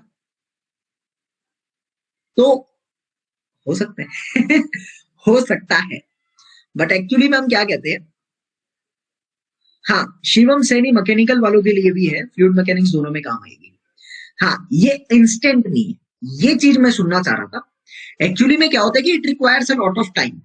तो इतने बड़े समय के लिए जो उसका इफेक्ट आता है, मतलब मेरी बात तो समझना, बहुत टाइम बाद आपका थोड़ा सा मास रिड्यूस हो रहा है, तो भाई तुम यहाँ पर क्या कहोगे, तुम यहाँ पर क्या कहोगे कि उसका समय के साथ बहुत कम इफेक्ट देखने को मिल रहा है, तो उसको नेग्लेक्ट करते हैं। तो जनरली हम मास को, हाँ आज फर्स्ट क्लास है, जनरली मास को कांस्टेंट ट्रीट किया जाता है, ठीक है। Now I can say that mass को डिफरेंशिएट करूंगा, जीरो आएगा। मैंने कहा जीरो इज इक्वल टू में रो इंटू में डीवी प्लस में वी इंटू में d rho. Now you will solve it and get it as what, rho dv is equal to में v d rho. Now you can write it as dv by we negative में is equal to में d rho by rho. ये तुम्हारे पास एक relation आ गया। मेरी बात को समझते हुए चलना, बड़ी काम की बात यहां से निकल कर आई। मैंने कहा पहले वाले रिलेशन के अंदर तुमको ये पता था तुम्हारा डी रो बाई रो किसके बराबर है? हाँ 0.5% के बराबर है। अब मेरी बात को समझना, मैंने क्या लेडीज एंड जेंटलमैन, तुमको पता है यहां से तुम्हारा डीवी बाई वी जो है वो 0.5% के बराबर है, और कॉम्प्रेसिबिलिटी क्या होती है 1/k, यानी तुम लिख सकते हो डीवी बाई वी नेगेटिव में अपॉन में प्रेशर। सर बहुत कम है, बहुत कम है, मतलब इसकी वैल्यू को तुम जब 0.5% पुट करोगे ना तो ये बहुत छोटा आएगा। It is very small, it is very small, इतना स्मॉल कि तुम इसको नेग्लेक्ट कर देते हो, इतना स्मॉल कि तुम नेग्लेक्ट कर देते हो। क्योंकि प्रेशर की, मेरी बात को समझने का प्रयास करना, प्रेशर कितना आ रहा था तुम्हारा ओरिजिनल, तुम्हारा प्रेशर था यहाँ पर 100 एटीएम का। भाई जब तुम इसको भी 100 से डिवाइड करोगे ना तो तुम भूल जाओ, इतनी कम वैल्यू आती है कि मैं इसको नेग्लेक्ट कर देता हूँ। इसलिए मैं पानी को इनकम्प्रेसिबल मान के चलता हूँ, मैं पानी को इनकम्प्रेसिबल मान के चलता हूँ। पानी को इनकम्प्रेसिबल मानने का रीजन तुमको समझ आ चुका है। अब इनकम्प्रेसिबल का मतलब क्या होता है जरा वो भी देख लो। Now ladies and gentleman, when you are coming with this kind of the word that is known to be as incompressible, now what does it mean? Incompressible का मतलब होता है यहां से कि उसकी डेंसिटी जो है वो कांस्टेंट है। तुमको ये बात याद रखनी है, density of the liquid will be constant always. ये तुमको आगे भी काम आएगा ये शब्द, और तुम्हारे जेई पॉइंट ऑफ व्यू से इंपॉर्टेंट है। किसी भी शब्द को हम इनकम्प्रेसिबल जब भी कहते हैं जब उसकी डेंसिटी चेंज नहीं होती या डेंसिटी कांस्टेंट रहती है, ठीक है। अभी तुमको ये चीज समझ आ गई। ये रिलेशन की मैं बात कहूंगा, न्यूमेरिकल पूछता है इस रिलेशन पे, इसलिए न्यूमेरिकल के लिए ये वैल्यू याद होनी चाहिए। और उसके बाद मेरे प्यारे बच्चों, जेई पॉइंट ऑफ व्यू से अगर तुम यहाँ पर चल रहे हो तो जेई पॉइंट ऑफ व्यू से तो जो भी बोर्ड पर लिख रहा हूँ वो सारी चीजें इंपॉर्टेंट है, ये भी याद होना चाहिए, सारी वैल्यू काम आ जाती है कई बार। अभी बात आती है यहाँ से कि तुम्हारा ये तो पता लग गया कि लिक्विड के बारे में चीजें आती है। नाउ एयर की मैं बात करूं तो एयर का क्या सिनेरियो चलता है वो भी तुमको याद रखना है। मैंने कहा compressibility of the air, note करके ये बात तुम लिख लो, इंपॉर्टेंट पॉइंट है। Compressibility of the air is determined with the help of the Mach number. Compressibility जो होती है हवा की, compressibility of the air is determined with the help of Mach number. Mach number की मदद से हम इसकी कॉम्प्रेसिबिलिटी को मेजर करते हैं। Now what does it mean, have a concentration ladies and gentleman. आपका अगर माक नंबर 0.3 से छोटा आता है, ये तुमको याद रखना है, तो तुम्हारी जो गैस आती है उसको हम हमेशा इनकम्प्रेसिबल ट्रीट करते हैं। गैस इज इनकम्प्रेसिबल, आप अपनी गैस को इनकम्प्रेसिबल ट्रीट करेंगे, ये तुमको याद रखना है। चले, तो मैंने कहा लेडीज एंड जेंटलमैन ये समझ में आ गया, it is important for you because objective में पूछता है। अगर इससे बड़ी है, इसके बराबर आती है तो कॉम्प्रेसिबल माना जाता है। अब मेरी बात आती है यहाँ पर कि आप लोगों की छोटी छोटी बात आती है कि कॉम्प्रेसिबिलिटी को हम लोग टेम्परेचर के साथ भी वेरी करवाते हैं। यस, आप जरा मेरी बात को समझते हुए चलना। मैंने तुमको कहा, एग्जाम्पल के तौर पे समझाता हूं, मैंने तुमको कहा लेडीज एंड जेंटलमैन कि तुम्हारे पास एक बाउल के अंदर वाटर था एंड एवरीबडी नोज दैट कि वाटर जो है वो इनकम्प्रेसिबल होता है। मैंने कहा लेडीज एंड जेंटलमैन, अभी तुम उस पानी को गर्म कर रहे हो और गर्म करते करते तुमने उसको भाप में कन्वर्ट कर दिया। शब्दों पर गौर देंगे, काम की बात तुम्हारे सामने आ चुकी है। जैसे ही तुमने अपने पानी को उबाला, गर्म करा, तुम्हारा पानी भाप में कन्वर्ट हो गया। और सबको पता है यार, भाप तो कंप्रेसिबल होती है, भाप तो कंप्रेस होती है, हर हालत में होती है, बिल्कुल होती है। तो मैं एक ही चीज जान सकता हूं यहां पर कि आई कैन से दैट कि आपकी कंप्रेसिबिलिटी जो है वो टेम्परेचर का फंक्शन है। तुम्हारे आईईएस पेपर का क्वेश्चन है। मैंने तुमको कहा कि compressibility is the function of temperature. ये तुम्हारे आईएएस के पेपर में एक पॉइंट में पूछी गई बात थी, ट्रू फॉल्स में आती है ना। Compressibility is the function of temperature. How? मैंने तुमको एक एग्जांपल दिया तो तुमको वहां से चीजें क्लियर हो चुकी है। Is function of temperature. Now ladies and gentleman, have a concentration what I mean to say over this term. कितना देर क्लास चलाओगे? मोबाइल डिस्चार्ज हो गया। क्लास तो 2 घंटे का है ना, अभी तो चलेगा क्लास अच्छा खासा है। मैंने कहा कंप्रेसिबिलिटी जो है वो टेम्परेचर का फंक्शन आता है। किस तरीके से आता है सर? टेम्परेचर के फंक्शन 2 तरीके से देखे जाते हैं। अब मैं तुमको थर्मोडायनेमिक्स नहीं पढ़ा रहा, लेकिन तुमको ये बेसिक 11th क्लास में पता होगा और तुम पढ़ के आए होगे। एक होता है तुम्हारा आइसोथर्मल टेम्परेचर या फिर आइसोथर्मल चेंज या isothermal process. Now ladies and gentleman, एक होता है तुम्हारे पास adiabatic process. Now have a concentration what I mean to say about isothermal and adiabatic process. Isothermal process की एक कंडीशन आती है, वो कंडीशन अगर तुम लोगों को ध्यान हो तो तुम्हारा बहुत फायदा हो सकता है। यहां से तुमने गैस इक्वेशन के बारे में चीजें पढ़ी है, तो गैस इक्वेशन से रिलेटेड निकल कर आता है पीवी इज इक्वल टू में कांस्टेंट। आइसोथर्मल की ये कंडीशन है। आइसोथर्मल के लिए PV is equal to constant होता है, तुमको याद रखना है। और जब एडियाबैटिक की बात करते हो यहां से, तो इसमें होता है पीवी की power gamma is equal to constant. Pv की power gamma is equal to constant, ठीक है, ये तुमको याद रखना है। अभी बात आती है ladies and gentleman, have a concentration here, what do you mean by gamma here, वो बात की बात है, ठीक है। पहले मैं आइसोथर्मल प्रोसेस पढ़ा देता हूँ, वो आएगा काम। कई बार पेपर के अंदर ना फॉर्मूला पूछता है, अब का तो पता नहीं क्योंकि अभी 2-3 साल से तो इसके बारे में क्वेश्चन आया नहीं है, बट उससे पहले 2-3 बार आ चुका है तो पेपर में क्वेश्चन पूछा जा चुका है इस फॉर्मूले से रिलेटेड। और अभी यहाँ पर एक मैकेनिकल इंजीनियर वाला बच्चा भी बैठा है, शिवम सैनी, तो शिवम सैनी के लिए भी ये काम आने वाली बात है। तो मतलब तुम ध्यान रखना, formula is very important for everybody because अलग अलग स्टेट वाले पूछ लेते हैं। तो मैंने तुमको कहा कि एवरीबडी नोज कि अगर मैं आइसोथर्मल की बात करता हूँ, यहां से जस्ट डेरिवेशन के पार्ट ऑफ पर जाऊंगा मैं। आइसोथर्मल प्रोसेस की अगर मैं बात करूंगा मेरे प्यारे दोस्तों, हैव अ कंसंट्रेशन बच्चों, मैंने तुमको एक ही बात बोलनी है यहाँ पर बेटा। अगर मैंने यहां से लिखा पीवी इज इक्वल टू में कांस्टेंट है, अरे वाह अर्चना, सही है भाई साहब, लेकिन हमारा तो फर्ज है, हमें तो बताना पड़ेगा। चलिए इसको सॉल्व करते हैं। मैंने इसको कहा डिफरेंशिएट कर देंगे दोनों साइड को। डिफरेंशिएट करने के बाद एक इक्वेशन आ रही है पीडीवी प्लस में VdP is equal to constant का डिफरेंशिएशन 0, यानी PdV is equal to minus of VDP.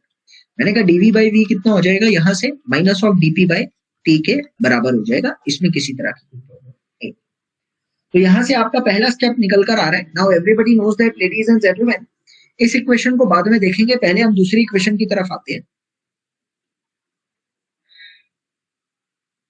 Sir आपको एक छोटी सी चीज यहां से पता है, गैस इक्वेशन होती थी तुम्हारे पास P इज इक्वल टू में रो आर टी, तुमको पता होनी चाहिए भाई PV is equal to nRT होता था ना, वॉल्यूम जो डिवाइड करता था तो मैं रो आ जाता था, या लिख लो, चलो कंफ्यूज मत हो जाना। मैंने कहा सबको पता है कि PV is equal to nRT होता था, तो when I will going to solve it I will get it as number of moles की जगह टोटल मास कर दिया मैंने, इसको मास की टर्म्स में लिख दिया, तो I will get it as P is equal to rho R T, ठीक है।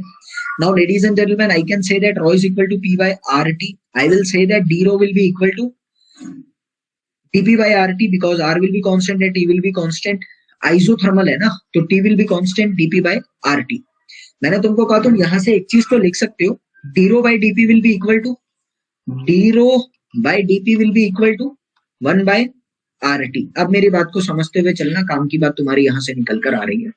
Now ladies and gentleman, everybody knows that कि तुम्हारे पास जो उसका फॉर्मूला आ रहा था, बीटा का फॉर्मूला आ रहा था यहां से, बीटा का फॉर्मूला जो तुम्हारे पास आ रहा था, तुमने यहां से लिखा था minus of dv by v upon में dp, change in the pressure.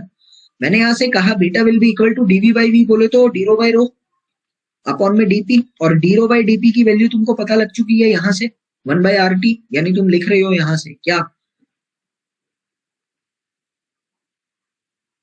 इस इक्वेशन से उठा के तुम लिख सकते हो बीटा इज इक्वल टू में 1 by rho into R into T, और I can write it as this is equal to bulk modulus. So bulk modulus का फॉर्मूला क्या आता है, R into T into rho, ये फॉर्मूला आता है। I will advise everybody that you need to go with this kind of the formula, it is important for everybody. कल के जब सेशन पे आऊंगा ना तो क्वेश्चन भी करवा दूंगा, अभी के लिए तो मैं थ्योरी पार्ट को निकाल रहा हूँ यहाँ से। नाउ ये चीज समझ आ गई। इसके बाद मेरी बात आती है यहां से कि एडियाबैटिक चेंज की बात करता हूँ, for adiabatic change. Now what do you mean by the adiabatic change, physics 11th class की छोटी सी बात है, तुमको पता होनी चाहिए। एडियाबैटिक चेंज का मतलब होता है total change in the heat will be equal to 0, no heat transfer in the system, ना तो बॉडी में से हीट जाएगी ना तो हीट आएगी। अभी तुमसे छोटा सा खेल पूछना चाहता हूँ, कोई मैकेनिकल वाला बच्चा अगर यहाँ पर उपस्थित है, या सिविल वालों में भी दिमाग है इतना, कोई एग्जांपल दो भैया एडियाबैटिक चेंज का, तो आगे चलेंगे।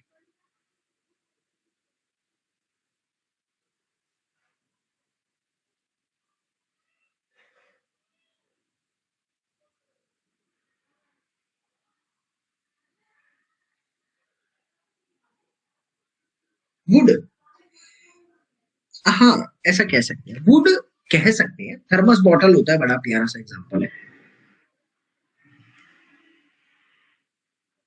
हाँ भाई, अभी तुमको ये चीज समझ में आ रही है यहाँ से कि तुम्हारा वुड क्लियर हुआ, या ग्लास कह लो, थर्मस बॉटल कह लो, ये सब हो गया, मतलब तुमको पता है। मैंने कहा if you are going to solve this kind of equation, everybody knows that P V की power gamma is constant for this kind of the term. Now, ladies and gentlemen, have a concentration. I can say from this kind of the term.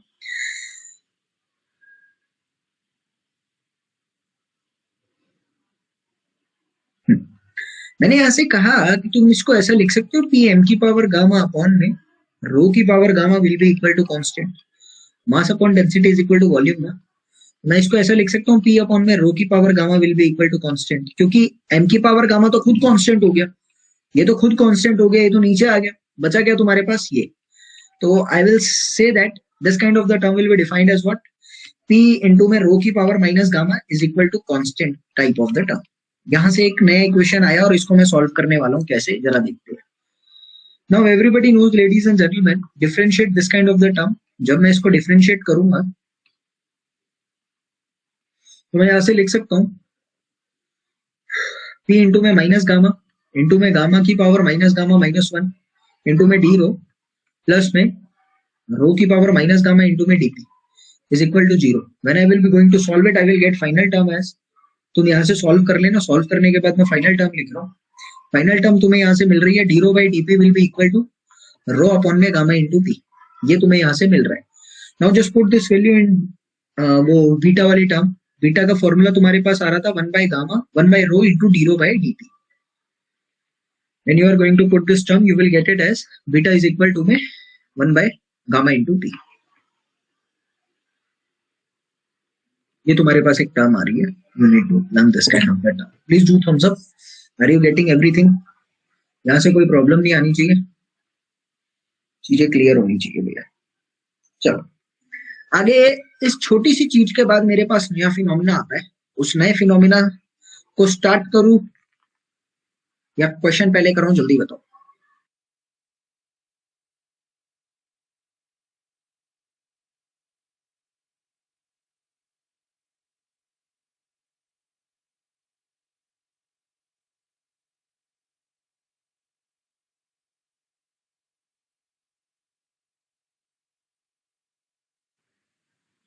Question के लिए तुम 2 minute का wait करो, फिर मैं निकाल लेता हूँ, फिर क्वेश्चन करवा देता हूँ। 2 मिनट का तुम वेट करो, ठीक है, मैं क्वेश्चन करवा देता हूँ फिर, ठीक है।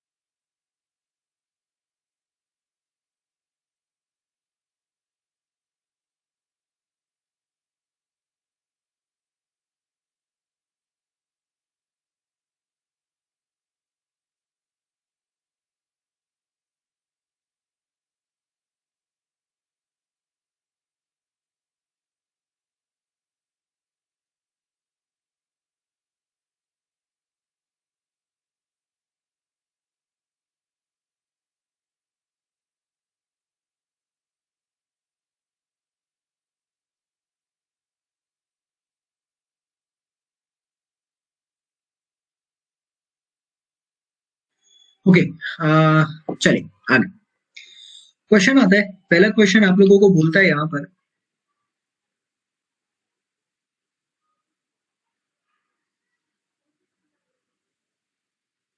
आपको बोला गया है कंटेनर है, एक कंटेनर है आपके पास, उस कंटेनर का शुरू में जो वॉल्यूम था, volume of 1000 metre cube at a pressure of 1 mega newton पर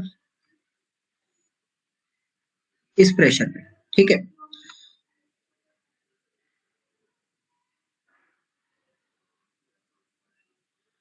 चलो, अभी तुमको बोला गया तुम्हारे पास एक कंटेनर है जिसका वॉल्यूम 1000 सेंटीमीटर क्यूब है, जब उसके पास प्रेशर था 1 mega newton per metre square का, ठीक है। और तुम्हें बोला गया है उसकी जो वॉल्यूम है that is equal to 995 centimetre cube at pressure of कितना, that is the pressure of 2 mega newton per metre square. तो तुमको बोला गया what is the bulk modulus of the system, what is the bulk modulus of the system, ये तुम्हारा पहला question है। Option is given to you as 100 mega pascal, option B is given to you as 200 mega pascal, option C is given to you as 300 mega pascal, option D is given to you as 150 mega pascal. Now just have a concentration that how will you going to solve this kind of the system. Now everybody knows that कि तुम solve करना चाहोगे क्या बच्चों? Solve करेंगे, जल्दी से answer करेंगे फिर इसका, जरूर।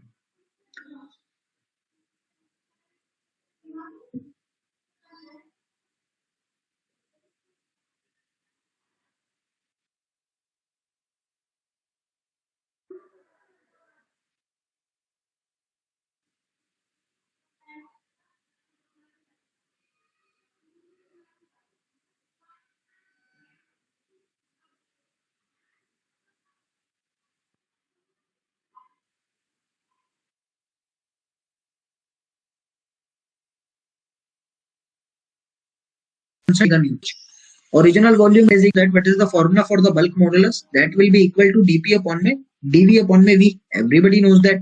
Now what is change in the pressure, that is equal to 1 mega newton, that is equal to 1 mega newton upon change in the volume upon the original volume. Change in the volume कितना है, that is equal to 5, 1000 में से 995 गया 5, original volume is this. When I will be going to solve it, I will get it as 200 यार, क्या basic सा question है। Option number B is the correct answer. Now another question is saying to you that which of the following is the velocity of sound in air? Which of the following is velocity of sound in air? Velocity of sound in air. इनमें से कौन सा velocity of the sound को represent करता है? Option is given to you as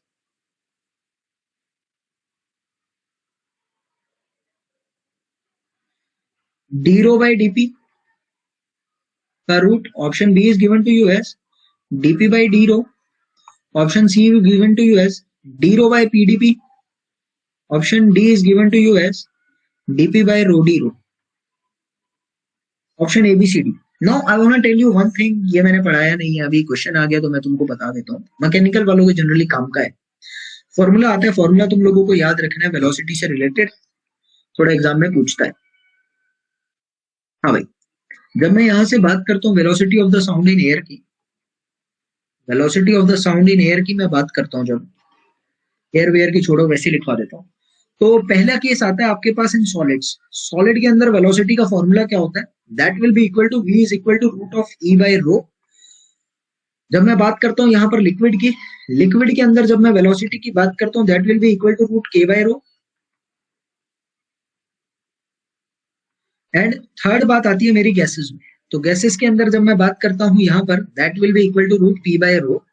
but this is for the incorrect method, ऐसा लिखूंगा मैं, ये इनकरेक्ट है, मतलब हम लोगों ने 11th क्लास में इसके बारे में पढ़ा था, लेकिन इसमें कई चीजें ऐसी थी जो एज्यूम नहीं करी गई थी। तो ओरिजिनल फॉर्मूला तुम्हारे पास क्या आता है, गामा इंटू पी बाय रो, ये तुमको याद रखना है। गामा इंटू पी बाय रो होता है, एटमॉस्फेरिक प्रेशर को कंसीडर किया गया था ना, तो गामा इंटू पी बाय रो होता है, मैंने 11th क्लास में पढ़ा था। नाउ अभी इसी चीज को मुझे डिफाइन करना है। अब तीनों चीजें बता चुका हूं, वेयर, ये भी लिख लो तुम लोग, where is the elasticity of the material, where E is the elastic modulus, K is the bulk modulus, and rho is the density of the liquid. Rho is the density of the liquid. Gamma is equal to what? Cp by Cv. अब यार इसके बारे में पढ़ा नहीं रहा. Specific heat at constant pressure upon specific heat at constant volume, ये तुम खुद से करना, थर्मोडायनेमिक्स, मैकेनिकल और सिविल वालों के किसी काम का नहीं है. तो अब तुम जल्दी से आंसर बताओ, इसका आंसर क्या है. ठीक है,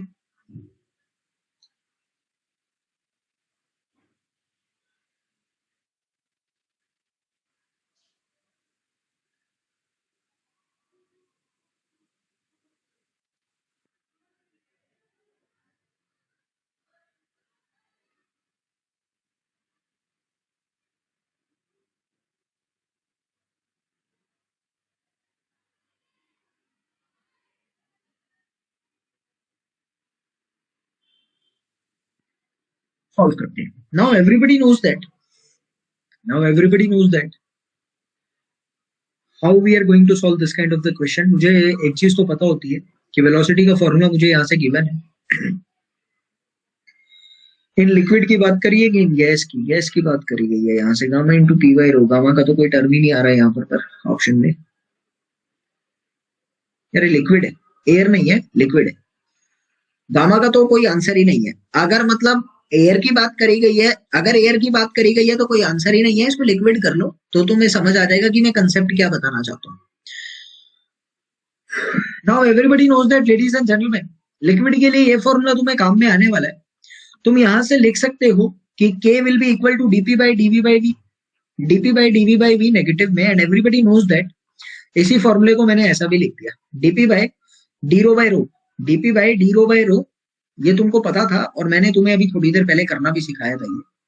तो तुम इस फॉर्मूले को ऐसा लिख सकते हो, K इज इक्वल टू में rho into DP by D रो.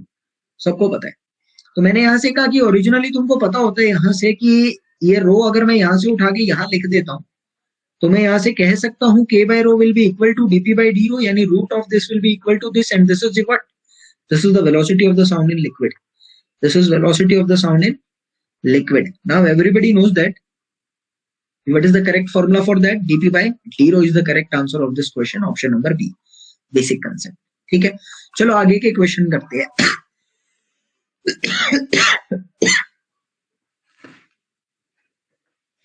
एक दो क्वेश्चन बाद फिर मैं इसको दोबारा.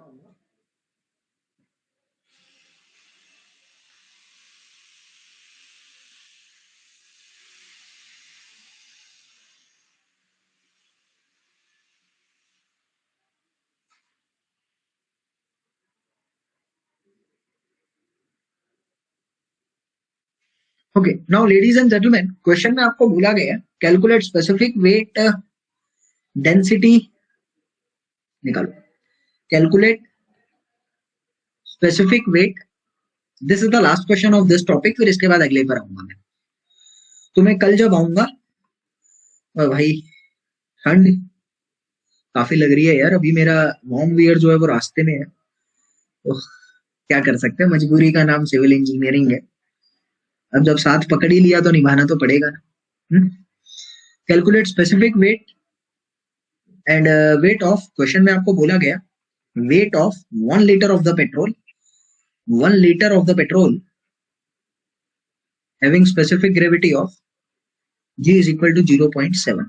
ये तुमको याद भी करनी है, ये याद कर लेना भाई तुम लोग. तो सॉल्व करेंगे जल्दी से. तुमको बोला गया है कि इसका स्पेसिफिक वेट तुमको निकालना है और उसका वेट तुमको निकालना है. जल्दी करेंगे. ऑप्शन दू क्या? Option two. स्पेसिफिक वेट तुमको गिवन है, W will be equal to छोटा w, it will be given to you as 6700 newton per metre cube, और बड़ा W का वैल्यू तुमको गिवन है दैट इज ऑफ 6.7 न्यूटन.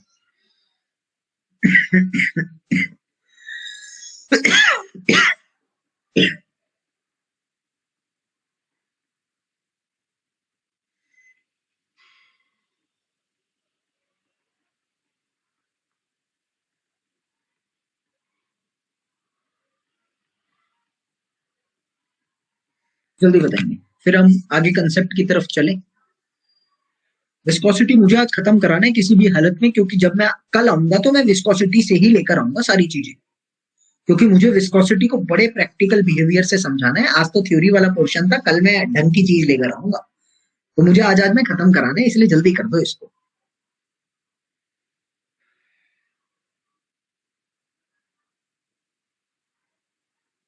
अच्छा, सॉल्व करते हैं भैया। कैलकुलेटर तो तुम लोग यूज कर लेना अपने आप, मैं तो जस्ट कंसेप्ट बता देता हूँ। मैंने कहा everybody knows that specific gravity will be equal to density of a petrol upon the density of the water. Now you can say that density specific gravity is given to you as 0.7. Density of the petrol upon में density of the water होती है 1000, यानी density of the petrol कितनी हो गई तुम्हारी 700 kilogram पर metre cube, इतना कोई डाउट ही नहीं है। एवरीबडी नोज दैट कि if you find the weight density of this, how will you going to find the weight density of this? That will be equal to rho of petrol into G. I will say that 700 into में G का value 9.81, when I will be going to solve it, I will get it as 981 into 7, यानी 7 7 8 56 का 6 carrying 5 9 7 63 6 5 8 आ तो गया 6867। अरे कहाँ का calculator, ये तो वैसे ही हो गया, Newton per metre cube. 6567 is the correct answer of this question. Now I need to find the weight of the liquid. How will I find it? I will get it as weight density क्या होता है? Weight density is equal to weight upon volume. I can write it as this will be equal to weight density into volume. It is very easy. I'll say, ladies and gentlemen, weight density of the volume will be equal to what? Weight density is 6867 or volume will be equal to 1 liter. Now have a concentration, that is important thing. 1 litre की जब मैं बात करता हूं यहां से, that is totally equal to the weight of the liquid, that is totally equal to weight of the liquid. Now have a concentration, note करके याद रखना, फ्लूइड मैकेनिक्स के अंदर बहुत ज्यादा आप लोगों के काम आने वाली बात है। मेरे प्यारे बच्चे क्या देखने को मिल रहा है, 1 लीटर के अंदर कितना मीटर क्यूब होता है? हो 1000 लीटर के अंदर, 1000 लीटर के अंदर 1 मीटर क्यूब होता है। तुमको बस ये याद रखना है और कुछ नहीं करना। मैंने ये कैसे याद रख रखा है मैं तुमको बता देता हूँ कि बच्चों एक टंकी है, 1 मीटर क्यूब का मतलब क्या है? 1 मीटर क्यूब का मतलब क्या है? 1 मीटर क्यूब का मतलब है कि ये 1 बाय 1 बाय 1 है, और पीछे की तरफ जो इसकी विड्थ जा रही है वो भी 1 बाय 1 बाय 1 है, इस तरीके का ऐसा कुछ चल रही है सिस्टम, ठीक है। सो यू कैन से लेडीज एंड जेंटलमैन, ये एक है, ये एक है, ये भी एक है, तीनों एक है, एक एक एक। इस पूरी वॉल्यूम के अंदर, इस पूरी वॉल्यूम के अंदर अगर मैं पानी डालता हूं तो उसका पूरे पानी का वजन जो आता है मेरे पास, that is 1000 litre, that is 1000 litre. तो मैंने ऐसे याद कर रखा है तो मैं कभी कंफ्यूज नहीं होता, तुम भी नहीं होगे कभी भी। 1000 litre is equal to 1 metre cube, 1000 litre is equal to 1 metre cube का मतलब 1 लीटर इज इक्वल टू 10 की पावर -3, 10 की power -3। I will say that you have to convert it into the meter cube ton, then you will convert it as 10 की power -3.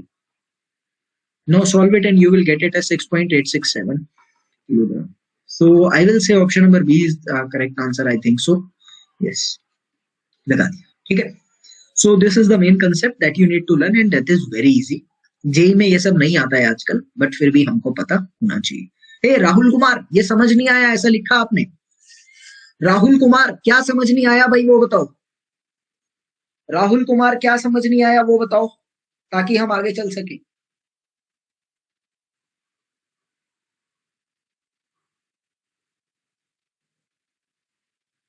हाँ भाई राहुल कुमार, इससे पहले का क्वेश्चन क्या नहीं समझ आया? देखो क्वेश्चन में तुमको बोला था इनमें से कौन सा ऑप्शन जो है लिक्विड की वेलोसिटी के लिए सही साबित होता है। ऑप्शन तुमको अलग अलग गिवन थे, तो मैंने तुम्हें 3 फॉर्मूले लिखवाए कि ये फॉर्मूले तुमको याद करने हैं। कैसे आए वो मैं तुम्हें बाद में बताऊंगा, जब मैं तुम्हें इसके बारे में पढ़ाऊंगा। तो कैसे आए वो बाद की बात है, बट ये तुम्हें अभी याद करनी है। तो लिक्विड के लिए जो फॉर्मूला था वो था K/ρ।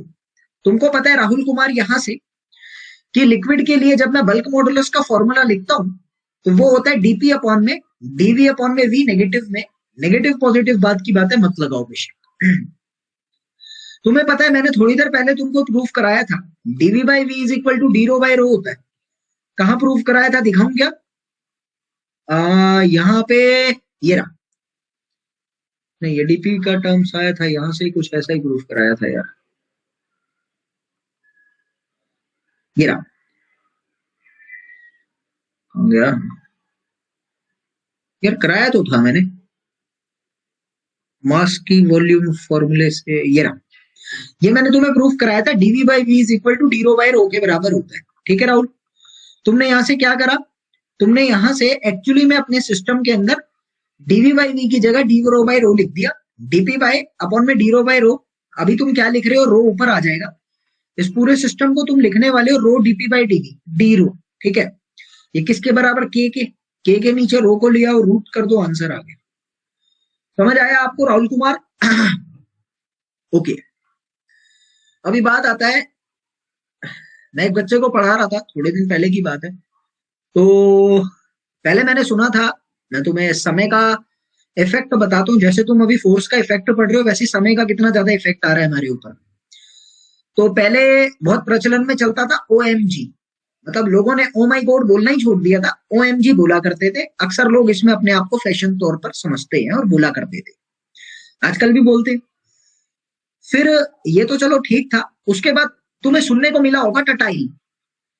अब टटाइल एक्चुअली में क्या होता है, टॉक टू यू लेटर। तो हम जनरली जब व्हाट्सएप पे चैट्स करते हैं तो फ्रेंड्स आपस में ये लिखते हैं टटाइल। उसके बाद ये सब सुनने को मिला, तो अभी थोड़े दिन पहले अनअकैडमी की तरफ से मुझे एक वार्निंग आई थी, सिविल इंजीनियर हूं तो वार्निंग तो आती रहती है। उसमें लिखा था EOD। मैं सही बताऊं तो 2-3 दिन तक ये समझ ही नहीं आया था इसका मतलब क्या होता है। फिर मैंने गूगल करा, तो गूगल पे मुझे मिला कि इसका मतलब होता है एंड ऑफ द डे। आजकल एंड ऑफ द डे को EOD बोला जाता है। ठीक है, और उसके बाद मैं थोड़े दिन पहले लेक्चर ले रहा था, एक बच्चे ने पर्टिकुलरली, मतलब जो भी मैं पढ़ाऊं सही पढ़ा रहा था, क्वेश्चन सही समझ में आ रहे थे, इजी वे में क्लियर करवा रहा था कंसेप्ट। वो बच्चा हमेशा लिखे ORM। मैं, मेरे समझ नहीं आ रही मैं ये बच्चा लिख क्या रहा है। अभी हमको यूट्यूब पे अक्सर पढ़ाने में ये भी तो शक जाता है ना, कहीं बच्चा गाली गुली बक रहा हो, क्योंकि यहाँ पे भारत में इज्जत तो होती नहीं है टीचर्स की, तो लगता है। फिर मैंने उससे पूछा, तो बच्चे का रिप्लाई मुझे क्या आता है, सर इसका मतलब होता है ओके रिपोर्ट मामला। मतलब समय का इफेक्ट देखो अब बच्चों के ऊपर कितना तगड़ा पड़ता जा रहा है? चल, तो भाई अभी बात आती है यहाँ पर आगे की तरफ। अगला टॉपिक हमारा आता है, that is known to be as the, और ये ORM मैं आपको बताऊं ये प्रचलन में चल रहा है। ये ORM हंसने की बात नहीं है, प्रचलन में चल रहा है। ये यूट्यूब पे आजकल हम पढ़ाते हैं, तो मैं तो IITs को पढ़ाता हूँ जनरली, तो ये प्रचलन में चल रहा है। बच्चों को जैसे समझ आता है ना, तो आजकल थम्स अप नहीं ORM लिखे जा रहे हैं, ओके रिपोर्ट मामला। ये प्रचलन में चल रहा है अच्छा खासा इफेक्ट देखने को भी मिल रहा है समय का। खैर बाय द वे आगे चलते हैं। मैं तुमको एक ही बात बताता हूँ भैया, अगला अपना टॉपिक आता है that is totally known to be as the practical topic, और बड़ी जान छोकने वाला हूँ मैं। अपनी कोशिश करूंगा समझाने की, बस जान क्या छोकनी है कोशिश करूंगा। ऐसे टॉपिक भगवान जिंदगी में हमें ना ही दे जिसके अंदर जान चली जाए। टॉपिक हो गया कि बॉर्डर पे लड़ाई हो गई है। यूट्यूब में आप कहाँ पढ़ाते हो IIT वालों को, क्या करोगे तुम IIT के हो? एक्चुअली में यूट्यूब में तो मैं खाली IIT नहीं पढ़ा रहा, यूट्यूब में तो अकेडमिक्स को भी लेकर चलना पड़ जाता है हमें, लेकिन IIT तो हम अपने पेड बैचेस में पढ़ाते हैं। ठीक है, अगला मेरा टॉपिक आता है that is known to be as the viscosity of the liquid. Now what do you mean by the viscosity? Sir शुरू करने से पहले छोटी सी बात इस टॉपिक के बारे में बोलना चाहता हूं। Viscosity is defined as the गाढ़ापन। नाउ व्हाट इज द गाढ़ापन ऑफ द लिक्विड? सर गाढ़ेपन का मतलब होता है यहां पर कि मेरा जो लिक्विड है वो एक्चुअली में कितना ज्यादा फ्लो कर सकता है। और आई विल से दैट अगर इस गाढ़ेपन को समझना चाहता हूं ना, तो इस गाढ़ेपन से रिलेटेड अपनी भाषा में शब्द लिख सकता हूं that is known to be as the resistance to flow. मतलब जितना ज्यादा मेरा लिक्विड गाढ़ा होगा उतना कम वो फ्लो कर पाएगा, उतना कम वो फ्लो कर पाएगा। यानी मैं उसको एक चीज तो लिख सकता हूं, सर मेरी बात को समझते हुए चलना। मैंने तुम्हें फ्लो शब्द को बड़े बेहतरीन तरीके से बताया था, और मैंने तुम्हें यह कहा था कि एक्चुअली में फ्लो क्या है, आपके शियर फोर्स का फंक्शन है। आपके शियर फोर्स का फंक्शन है। मेरे शब्दों पर गौर देना, बड़े काम की बात बता रहा हूं।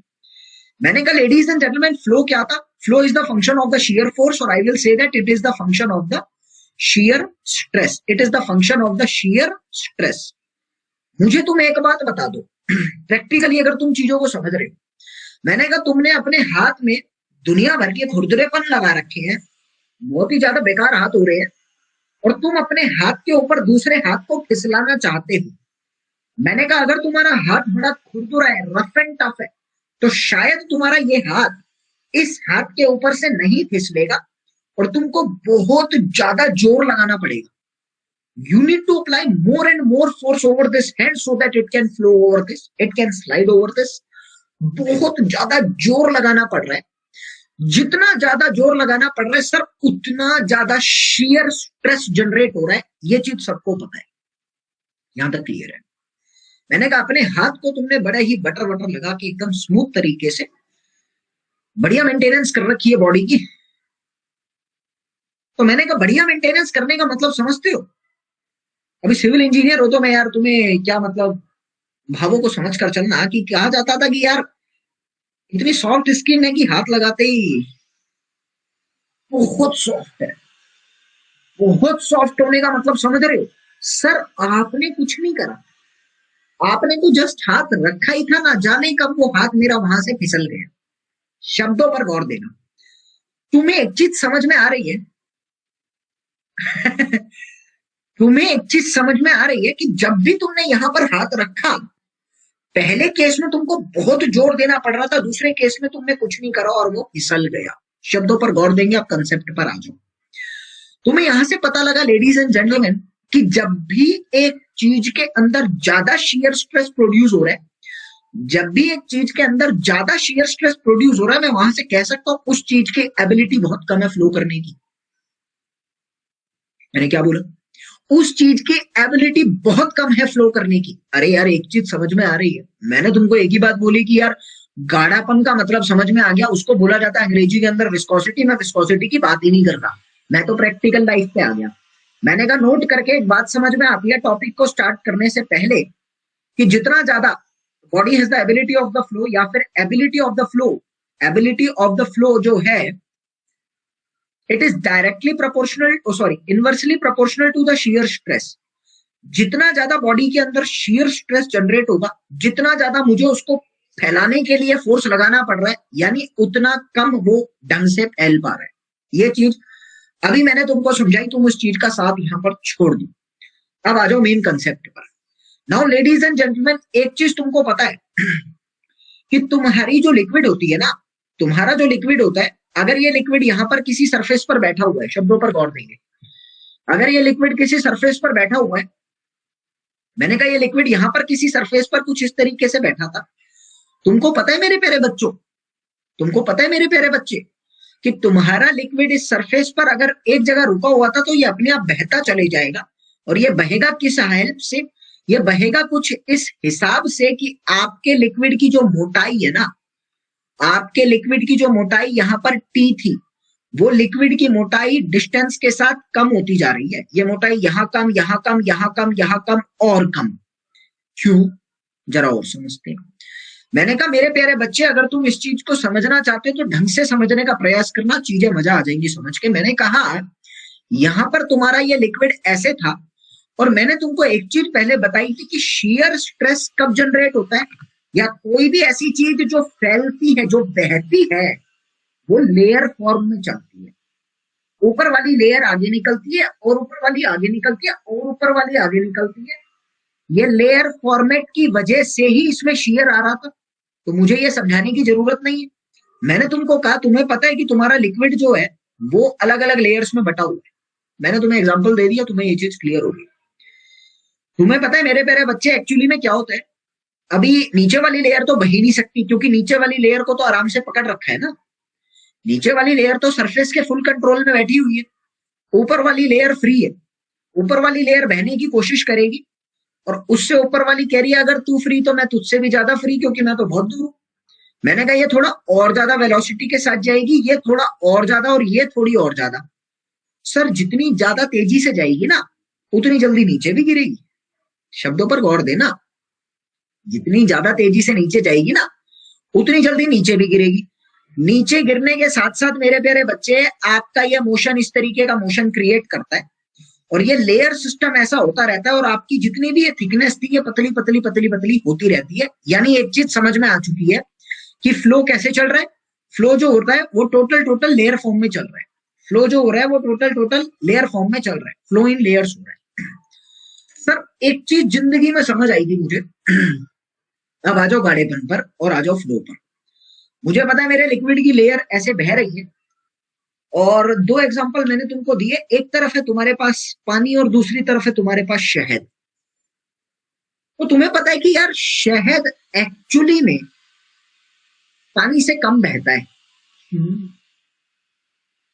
क्योंकि मेरे प्यारे बच्चे शहद गाढ़ा होता है इसीलिए कम बहता है।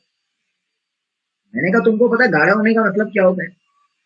शहद की एक लेयर और दूसरी लेयर के बीच में shear स्ट्रेस ज्यादा डेवलप होता है जिसके कारण आपका शहद ढंग से आगे फ्लो नहीं कर पा रहा। या मैं उसको ऐसा कहना चाहूं, एक लेयर शहद की दूसरी लेयर के साथ ढंग से पकड़ बना के रख रही है। अगर तुम मेरे शब्दों पर गौर दे रहे हो तो तुम्हें यहां से समझ में आ चुका है कि अगर कोई भी चीज गाढ़ी है ना साहब, अगर कोई भी चीज गाढ़ी है ना साहब, तो जीभ के ऊपर जरा रखिएगा और उसकी बूंद टपकाने की कोशिश करिएगा। समझ आ जाएगा कि वो तरसा देगी उस बूंद के लिए। और पानी जो कि बड़ा निर्मल जल है, साफ है, दिल के करीब है, वो एकदम से तुम्हारी जीभ पर आकर गिरेगा और शीतलता का एहसास देगा। फील लीजिए पानी पीने की डेजर्ट के अंदर तुम बैठे हो। मैंने कहा यार एक चीज समझ में आ रही है, जो जितना गाढ़ा था, सर ने एक बात तो बढ़िया समझा दी, जो जितना गाढ़ा है वो उतनी देर में मेरे पास पहुंच रहा है और जो जितना हल्का था वो उतनी जल्दी आ रहा है क्योंकि वो बह कम रहा है। अगर मैं इसी चीज को ज्यादा अच्छे से समझा दूं, मैंने कहा ये गाढ़ापन ये तुम्हारे पास ना आना, अभी तुमको एक चीज समझ में आ रही है कि सर जो भी मेरा शहद था उस शहद के मॉलिक्यूल्स के बीच में जो फोर्स ऑफ इंटरेक्शन था जिसको मैं कोहेजन का नाम दे रहा था, अगर मैं इसी चीज को ढंग से कह दूं तो मैं ये कह सकता हूं कि भाई एक लेयर और दूसरी लेयर है तो हनी की, है तो शहद की, एक लेयर और दूसरी लेयर के बीच में पकड़ अच्छी खासी है। जब पकड़ अच्छी खासी होती है ना तो हाथ से निकलने नहीं देता चीजें। जब पकड़ अच्छी खासी होती है तो हाथ से निकलने नहीं देता चीजों। मैंने कहा कोहेजन ज्यादा है, इसी कोहेजन को दूसरी भाषा में मैंने कह दिया गाढ़ापन है। इसी दूसरी चीज को मैंने कह दिया गाढ़ापन है। तुम उल्टा लिख रहे हो अर्चना। मैंने तुम्हें यहां से कह दिया कि जितना ज्यादा इनके बीच में पकड़ होगी उतना कम ये फिसलेगा और उतना बढ़िया तरीके से आगे की तरफ जाएगा, कम जाएगा। तो भाई गाढ़ापन, कोहेजन, लेयर, ये सारी चीजों का फिनोमिना समझ आ गया और ये सारी चीजों का फिनोमिना तुम्हारे shear स्ट्रेस से रिलेट करता है। ठीक है, तो अभी यहां से क्वेश्चन आया। मैंने कहा लेडीज एंड जेंटलमैन, विस्कोसिटी बोला जाता है गाढ़ेपन को, और जितना ज्यादा फ्लूइड गाढ़ा होगा उतनी ज्यादा उसके अंदर shear स्ट्रेस होगी, ये भी समझ आ गया। और जितना ज्यादा फ्लूइड गाढ़ा होगा उतनी ज्यादा उसमें कोहेजन होगी, यानी कोहेजन की वजह से गाढ़ापन आ रहा है और इस गाढ़ेपन को बोला जाता है विस्कोसिटी। अब शब्द में तो और कुछ चलती हैं चीजें, बट मैंने तुम्हें जो समझाई वो तुम्हें समझ आनी चाहिए और वो तुम्हें शायद आ भी गई है। अब जरा इसके नोट्स की बात करता हूं। मैंने तुम्हें यहां से कहा मेरे प्यारे बच्चे, जब मैं विस्कोसिटी को डिफाइन करता हूं, I will say that viscosity होती क्या है। It is defined as the resistance to flow between the layers. It is defined as the resistance to flow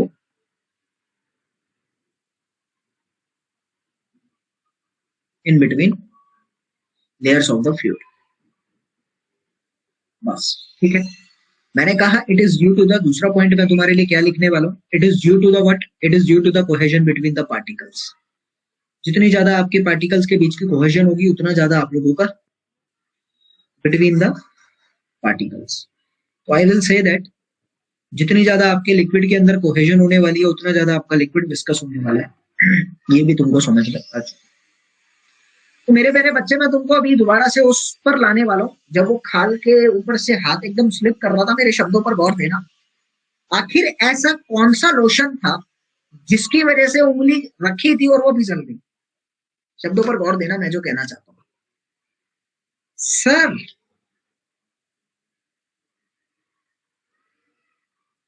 क्या इस चीज का विस्कोसिटी से किसी भी तरह का कनेक्शन है? मुझे सिर्फ यही बता दो। मैं इस चीज को एलेबोरेट करना ही नहीं चाहता क्योंकि मैं ये बाद में लेकर आऊंगा। मैं तुम्हें यही बोलना चाहता हूं कि तुमने हाथ रखा था तुमने हाथ रखा था उसकी स्किन पर और तुम्हारा हाथ ठीक स्लाइड कर गया, क्या इस चीज का विस्कोसिटी से कोई कनेक्शन है? मुझे सिर्फ इतना बता दो। करणवीर, कुंतल, एक नाम है Netaji sir, English. I am saying that, अंग्रेजी मेरी कमजोर है तो मैं कोशिश करता हूं। आई एम सेइंग दैट कि if you will place your finger tip on anybody skin and if your fingertip will slide over that skin very easily or in a very smooth manner, then I'm just asking, is it related to the viscosity concept or not? It is my question. So many of the students are saying that it is no, many of the students are saying that it is yes, and I want to say that there is no relation between this and that.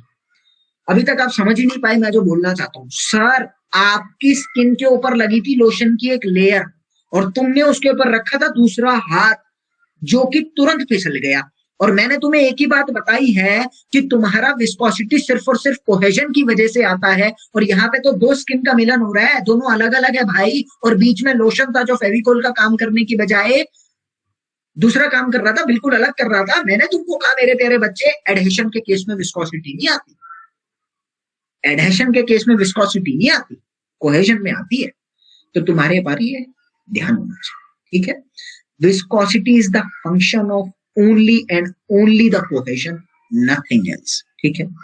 I will say one thing to you, सिर्फ cohesion को याद रखूंगा तो चीजें clear होंगी। अभी एक चीज और क्लियर आती है यहां से, सर समझना कैसे है? सर विस्कोसिटी समझ में आ गई और विस्कोसिटी की प्रॉपर्टीज भी समझ में आ गई। नोट्स की जहां तक बात है और कुछ होता ही नहीं है, यही होता है बेसिक सा। डायग्राम की बात है तो मैं तुम्हें समझा देता हूँ। मैंने कहा सबको पता है मेरे प्यारे बच्चे कि तुम्हारा जो डायग्राम होता है वो डायग्राम कुछ इसी तरीके का होता है कि तुम्हारा ये लिक्विड है और ये लिक्विड जो है लेरिक फॉर्म में चल रहा है।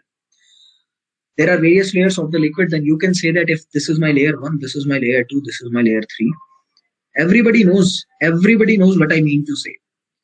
Now if I'm saying that if the velocity of this layer is v1, if the velocity of this layer is v2, and if the velocity of this layer is v3, then everybody knows that कि v3 will be greater than v2 will be greater than v1। यानी जितना ज्यादा मैं upward direction में जा रहा हूं, शब्दों पर गौर देना, your flow direction is in this, your flow is this, and this is the transfer direction of the flow, this is the transverse direction of the flow, then you can say that, ladies and gentlemen, कि भाई जैसे जैसे मैं ऊपर जाता जा रहा हूं आप लोगों की वेलोसिटी बढ़ती जा रही है।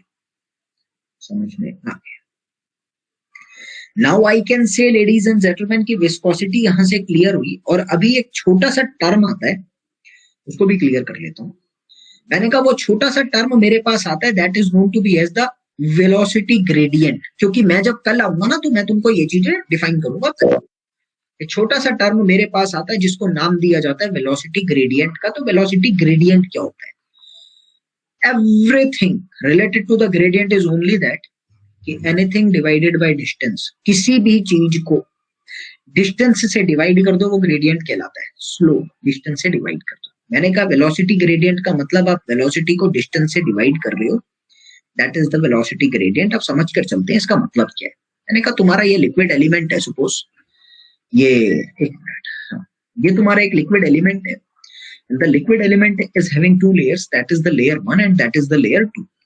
I know that ki layer 2 will be having the velocity that is known to be as v plus dv, and layer 1 will having the velocity that is known to be as only v velocity. So I can say that, ladies and gentlemen, ki this is the difference that is known to be as the dv. Everybody knows that. Everybody knows that ki this is my fixed surface. This is my fixed surface. Suppose, and I'm just moving dy distance from the fixed surface in the transverse direction. देकर लेने पे तुले हुए हैं, ऐसा हो जाता है कई बारी। तो क्लियर है भाई सभी को जो मैं बोलना चाहता हूँ? अभी बात आता है यहाँ पर कि विस्कोसिटी का छोटा सा इफेक्ट अगर मैं देखना चाहूँ, मैं तुम्हें एक ही चीज कहना चाहता हूँ, सर विस्कोसिटी का टेम्परेचर के साथ क्या रिलेशन होता है? Viscosity relation with temperature.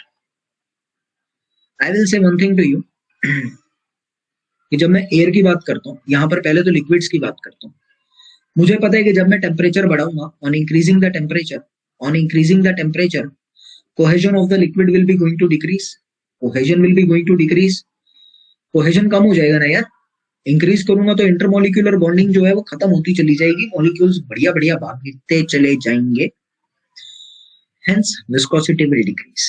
ठीक है, सिंपल भी क्लियर है, hence viscosity of the system will be going to decrease. दूसरी मेरे पास बात आती है यहाँ पर फॉर एयर के लिए, I will say that if I am going to increase the temperature, on increasing the temperature, everybody knows that जैसे जैसे टेम्परेचर को इंक्रीज करूंगा मॉलिक्यूल्स की काइनेटिक एनर्जी बढ़ती चली जाएगी, kinetic energy of the molecules, kinetic energy of the molecules will be going to increase, will increase। Kinetic energy बढ़ेगी तो क्या होगा, कोलिजन का रेट बढ़ जाएगा, मॉलिक्यूल्स की नंबर ऑफ कोलिजन बढ़ती चली जाएंगी, collision rate will increase, hence I will say ladies and gentleman, if the collision rate will be going to increase then what will happen. यहां से होगा क्या, जब कोलिजन रेट बढ़ता चले जाएगा तो एक्चुअली में आप लोगों का मूवमेंट में दिक्कत आएगी, मूवमेंट में दिक्कत आएगी, there is the barrier in movement, collision जो है एक मूवमेंट के अंदर बैरियर की तरह काम करने वाली बात बन जाएगी, जिसके कारण आपका लिक्विड फ्लो नहीं कर पाएगा तो विस्कोसिटी इंक्रीज होगी। So I will say that barrier बनेगा तो viscosity of the air will be going to increase on increasing the temperature of air will increase on increasing temperature. Now come to the concept of pressure. Now I will say that pressure effect on viscosity. Pressure का क्या effect आता है?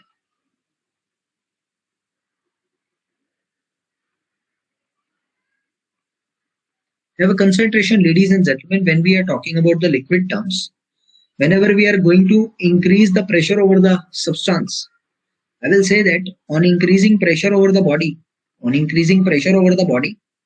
intermolecular distance will be going to decrease। मतलब practically possible नहीं है, but जो concept बोलता है वो समझा रहा हूं। प्रेशर इंक्रीज करने से सॉलिड बन जाती है बॉडी, तो intermolecular forces will be going to increase, will increase जब intramolecular forces, sorry cohesion increase होगा ना, intermolecular forces will increase, hence I will say that viscosity will be going to increase. Sir जी थोड़ा हिंदी में लिखिए।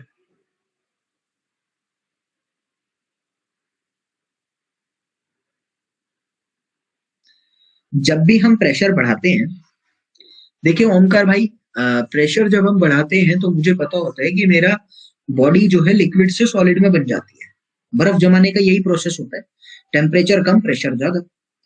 तो मैंने कहा जब प्रेशर बढ़ाते हैं तो मॉलिक्यूल्स पास पास आ जाते हैं, यानी मॉलिक्यूल्स के बीच का फोर्स जो है वो बढ़ा देते हैं, तो जब फोर्स बढ़ा देंगे तो विस्कोसिटी भी बढ़ जाएगी, यही मैंने तुमको बोला। एयर के लिए हम लेकर चलते हैं यहां से कि whenever we are talking about the air, जब हम यहां से एयर की बात करते हैं तो एयर के लिए हम कहते हैं कि मॉलिक्यूल बहुत दूर दूर होते हैं, बहुत दूर दूर होने की वजह से प्रेशर का ऐसा कोई इफेक्ट नहीं आता। अगर मॉलिक्यूल थोड़े पास भी आ गए तो भी बहुत ज्यादा इंक्रीज नहीं हो रहा, तो उस केस में हम कहते हैं कि हमारे पार्टिकल्स जो है, अगर पार्टिकल्स बम्बार्ड होंगे, समझा नहीं मैं कहना क्या चाहते, एयर पार्टिकल्स बम्बार्ड होंगे, हाँ होते रहेंगे, विस्कोसिटी पे कोई फर्क नहीं आता क्योंकि बहुत दूर दूर होते हैं।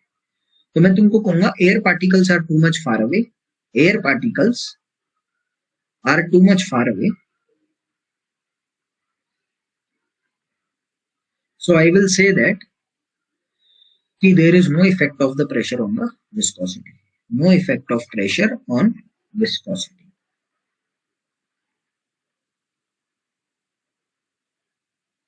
चलो बेटे, विस्कोसिटी 2 टाइप की होती है, कल की बात है, लास्ट टॉपिक लिख देता हूँ।